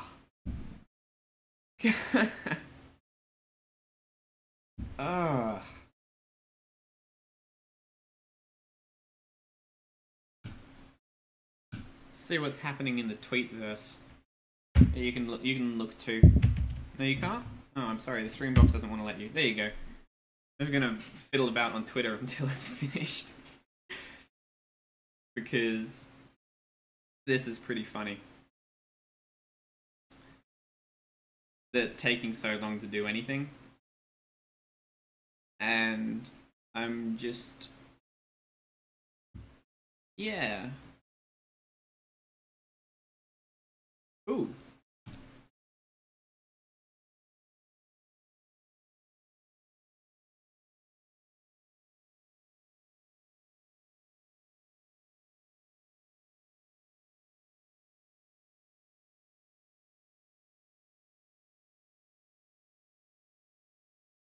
Oh dear. Looks like Hexkeys has written another blog post. Last time he ended up telling us all about boot1. I'm not sure what's going to happen. What's he going to do this time? What's the questions here? Yeah, it's about firmware versions. I don't really care.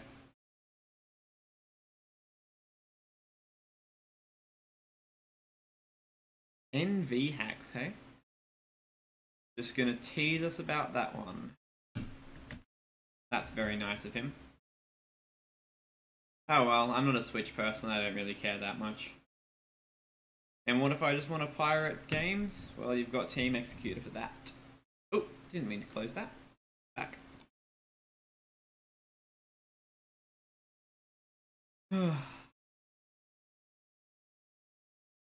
That's cute.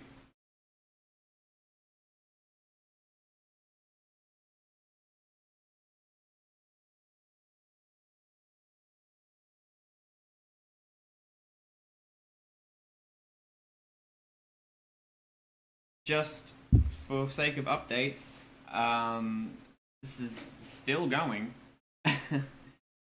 I don't even want to time how long this has been. Maybe we could make that a clip. That could be a bit funny. Installing Gentoo. I don't know. We'll see. Back on Twitter.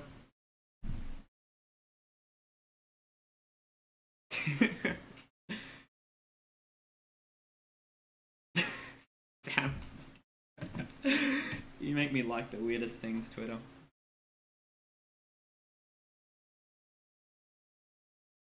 What's the plan?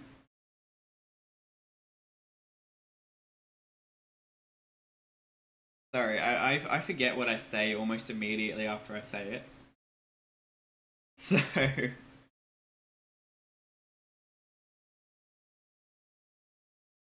That is a big cooler.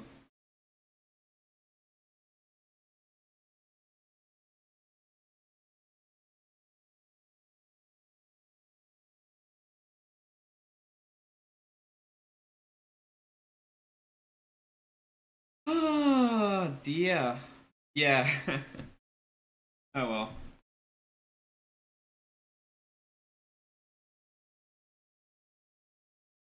We should play a game.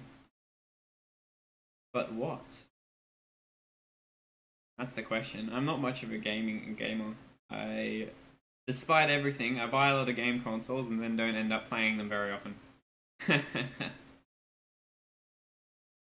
Oh dear.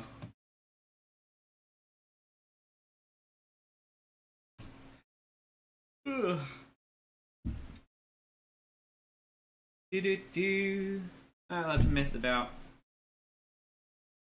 Oh, you mean fail overflows? Yeah, I thought that was pretty interesting. I strongly suspect they're just working off the back of those Team Executor people. Executor. I don't know. Let's just have a quick look, so you all can see it. So Fail Overflow released this video recently. I don't know how well it's going to show up on the VNC. But basically, he just turns on the Switch and it immediately does this. And does a little scroller. Sort of like how the demo scene used to do it.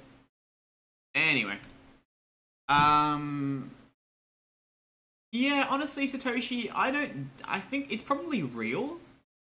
But I strongly doubt that they're just releasing it because they felt like it.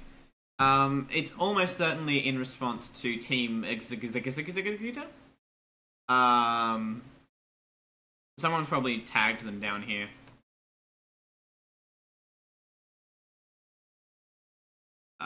Maybe not.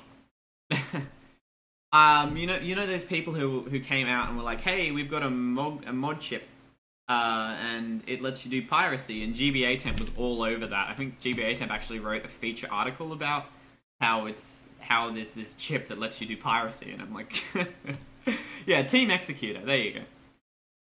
With an E. Sorry, with an X. And it's wow. That's a wonderful image. They've edited that on so well.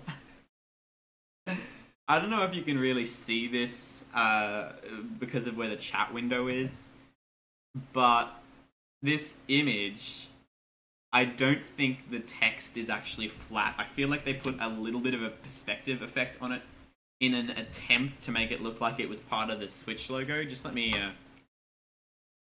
get a window open. Ah, there we go. Come on. I'm pushing i3 too hard. It's not used to doing this. Oh, damn it. Crap. We screwed it. Okay, sorry. Okay, i3 does not like doing that, but I just love that that's just... Wow. Anyway. Yeah, GBA Temp wrote this puff piece about how there's a solderless mod chip for the Nintendo Switch. Let me just open up a file browser or something so that it squishes the window. There we go. So, now you can read it too. I haven't actually read this. I just know what's in it. Yeah, okay. Mod chip devices usually used to circumvent anti-piracy. Yeah. Really? You've written an entire article on this one quote. Jeez, that's pretty crazy. Yeah, that's it. That's it. So these Team Executor guys have made, a big mess about, oh, we're gonna have frigging, blah blah blah blah blah. We've got a mod chip. We're gonna, do some bootloaders and things. So I strongly suspect Fail Overflow is just responding to that. Um, what's the timeline on that like? Yeah, January 2nd was this, which was their own executors boot time exploit. Yeah. And what do you know it? Jan 7 Fail Overflow posts a video of their exploit. Admittedly, this GBA temp puff piece was way after Fail Overflow posted this. But what it does mean, what is interesting, is that if you look when this was posted, January 15th at 4:50, and then look what they posted on at literally an hour later on Twitter, they thought the Fail Overflow thought they would clarify that it's a boot ROM bug, it can't be patched, and you don't need a mod chip. So it's pretty damn obvious that whenever Team Executor does something, Fail Overflow follows. That's what I think's going on there. I do think it's legit. I just think it's just kind of funny the timings of all the releases, and it's really obvious what's going on in terms of like it's a response to Executor. It's absolutely a response to Executor. Am I signed in on GBA 10? No, I'm not. Okay. Yeah, there you go. That's my thoughts on the matter. Yeah, I think it's real. I don't know whether they'll ever release it. But Fail Overflow doesn't tend not to make this sort of thing up. So yeah. What's going on with the freaking check on the Mac? Yeah, it's still going. You can see every now and again I hit buttons on the wrong keyboard. So there's all this stuff on the Mac. Oh man. Honestly, this may not finish before I stop streaming. Like, I can only go for maybe another half hour, 45 minutes. So this is just crazy. This is just crazy. Oh yeah, absolutely. Absolutely. Although, honestly, Team Executor, I think they probably will, because it allows piracy, and that means they can make bank off it. Because everyone will buy one of these mod chips to play Breath of the Wild without paying for it, and then and if they're selling them directly, and if they make it open, yeah. So if they're selling it directly, they'll make bank. Admittedly, if they go and make it all, if they go and make it all open source and release the schematics and stuff, I will be very surprised, because that means someone else could manufacture it. But as it stands now, I fully expect them to release a mod chip and have it only distributed through them, and they'll make bank off it. There's a lot of money in stuff like this. I mean, Gateway 3DS did very nicely for themselves.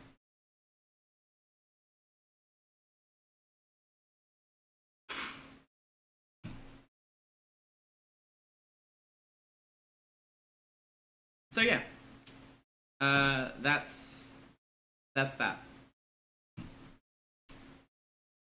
Oh man, it still does? What do you mean? I wasn't looking at the chat when you said that, so I don't know what you're referring to.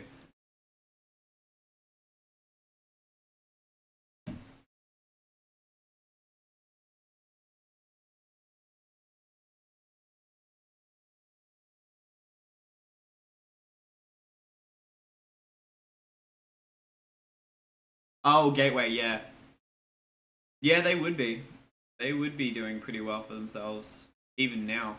I thought everyone stopped using them as an entry point, though. Okay.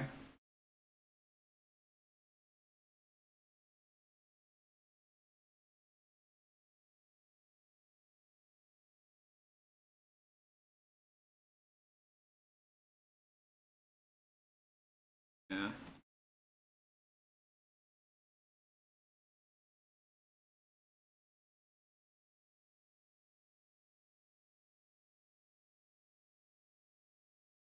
Oh dear.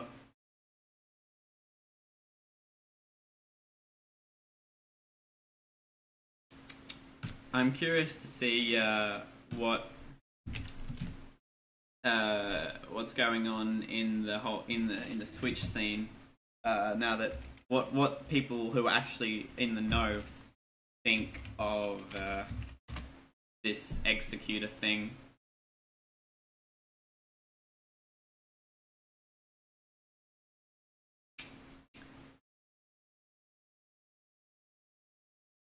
This will be interesting. Well, I can already tell that the Reddit karma is in favor of fail overflow.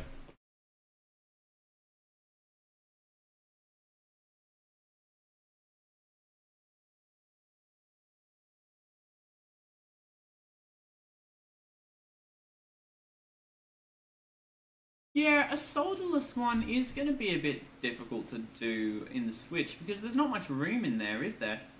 It's not like you can fit a whole like a 360 clip or something in there. There's no room. So I don't know how that's supposed to work. I don't know about that solderless chip thing.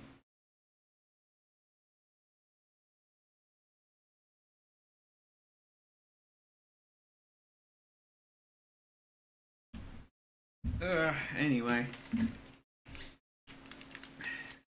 Awful nice of Hexkeys to release boot1. I thought that would never come out. I thought we'd be waiting on Hedgeberg to release to find the key. But there you go. Hexkeys got there first. Wrong keyboard again.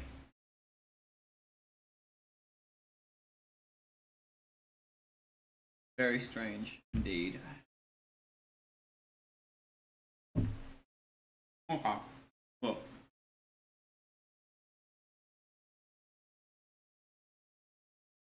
I'm probably going to call this stream quits. This Gentoo thing is not going to finish anytime soon. I'll let it run overnight and talk about it in Discord tomorrow or something.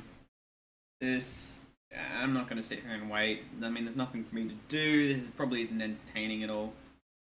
So, if there's anyone still watching, oh yeah, you're the only one left, Bob Joe. So, thanks for sticking it out with me. But yeah, we'll have to call it quits. Maybe I'll do this another day. This was fun. I think I probably picked the wrong time to do it. Alright. Alrighty. Yeah, I'll see you guys later. Goodbye.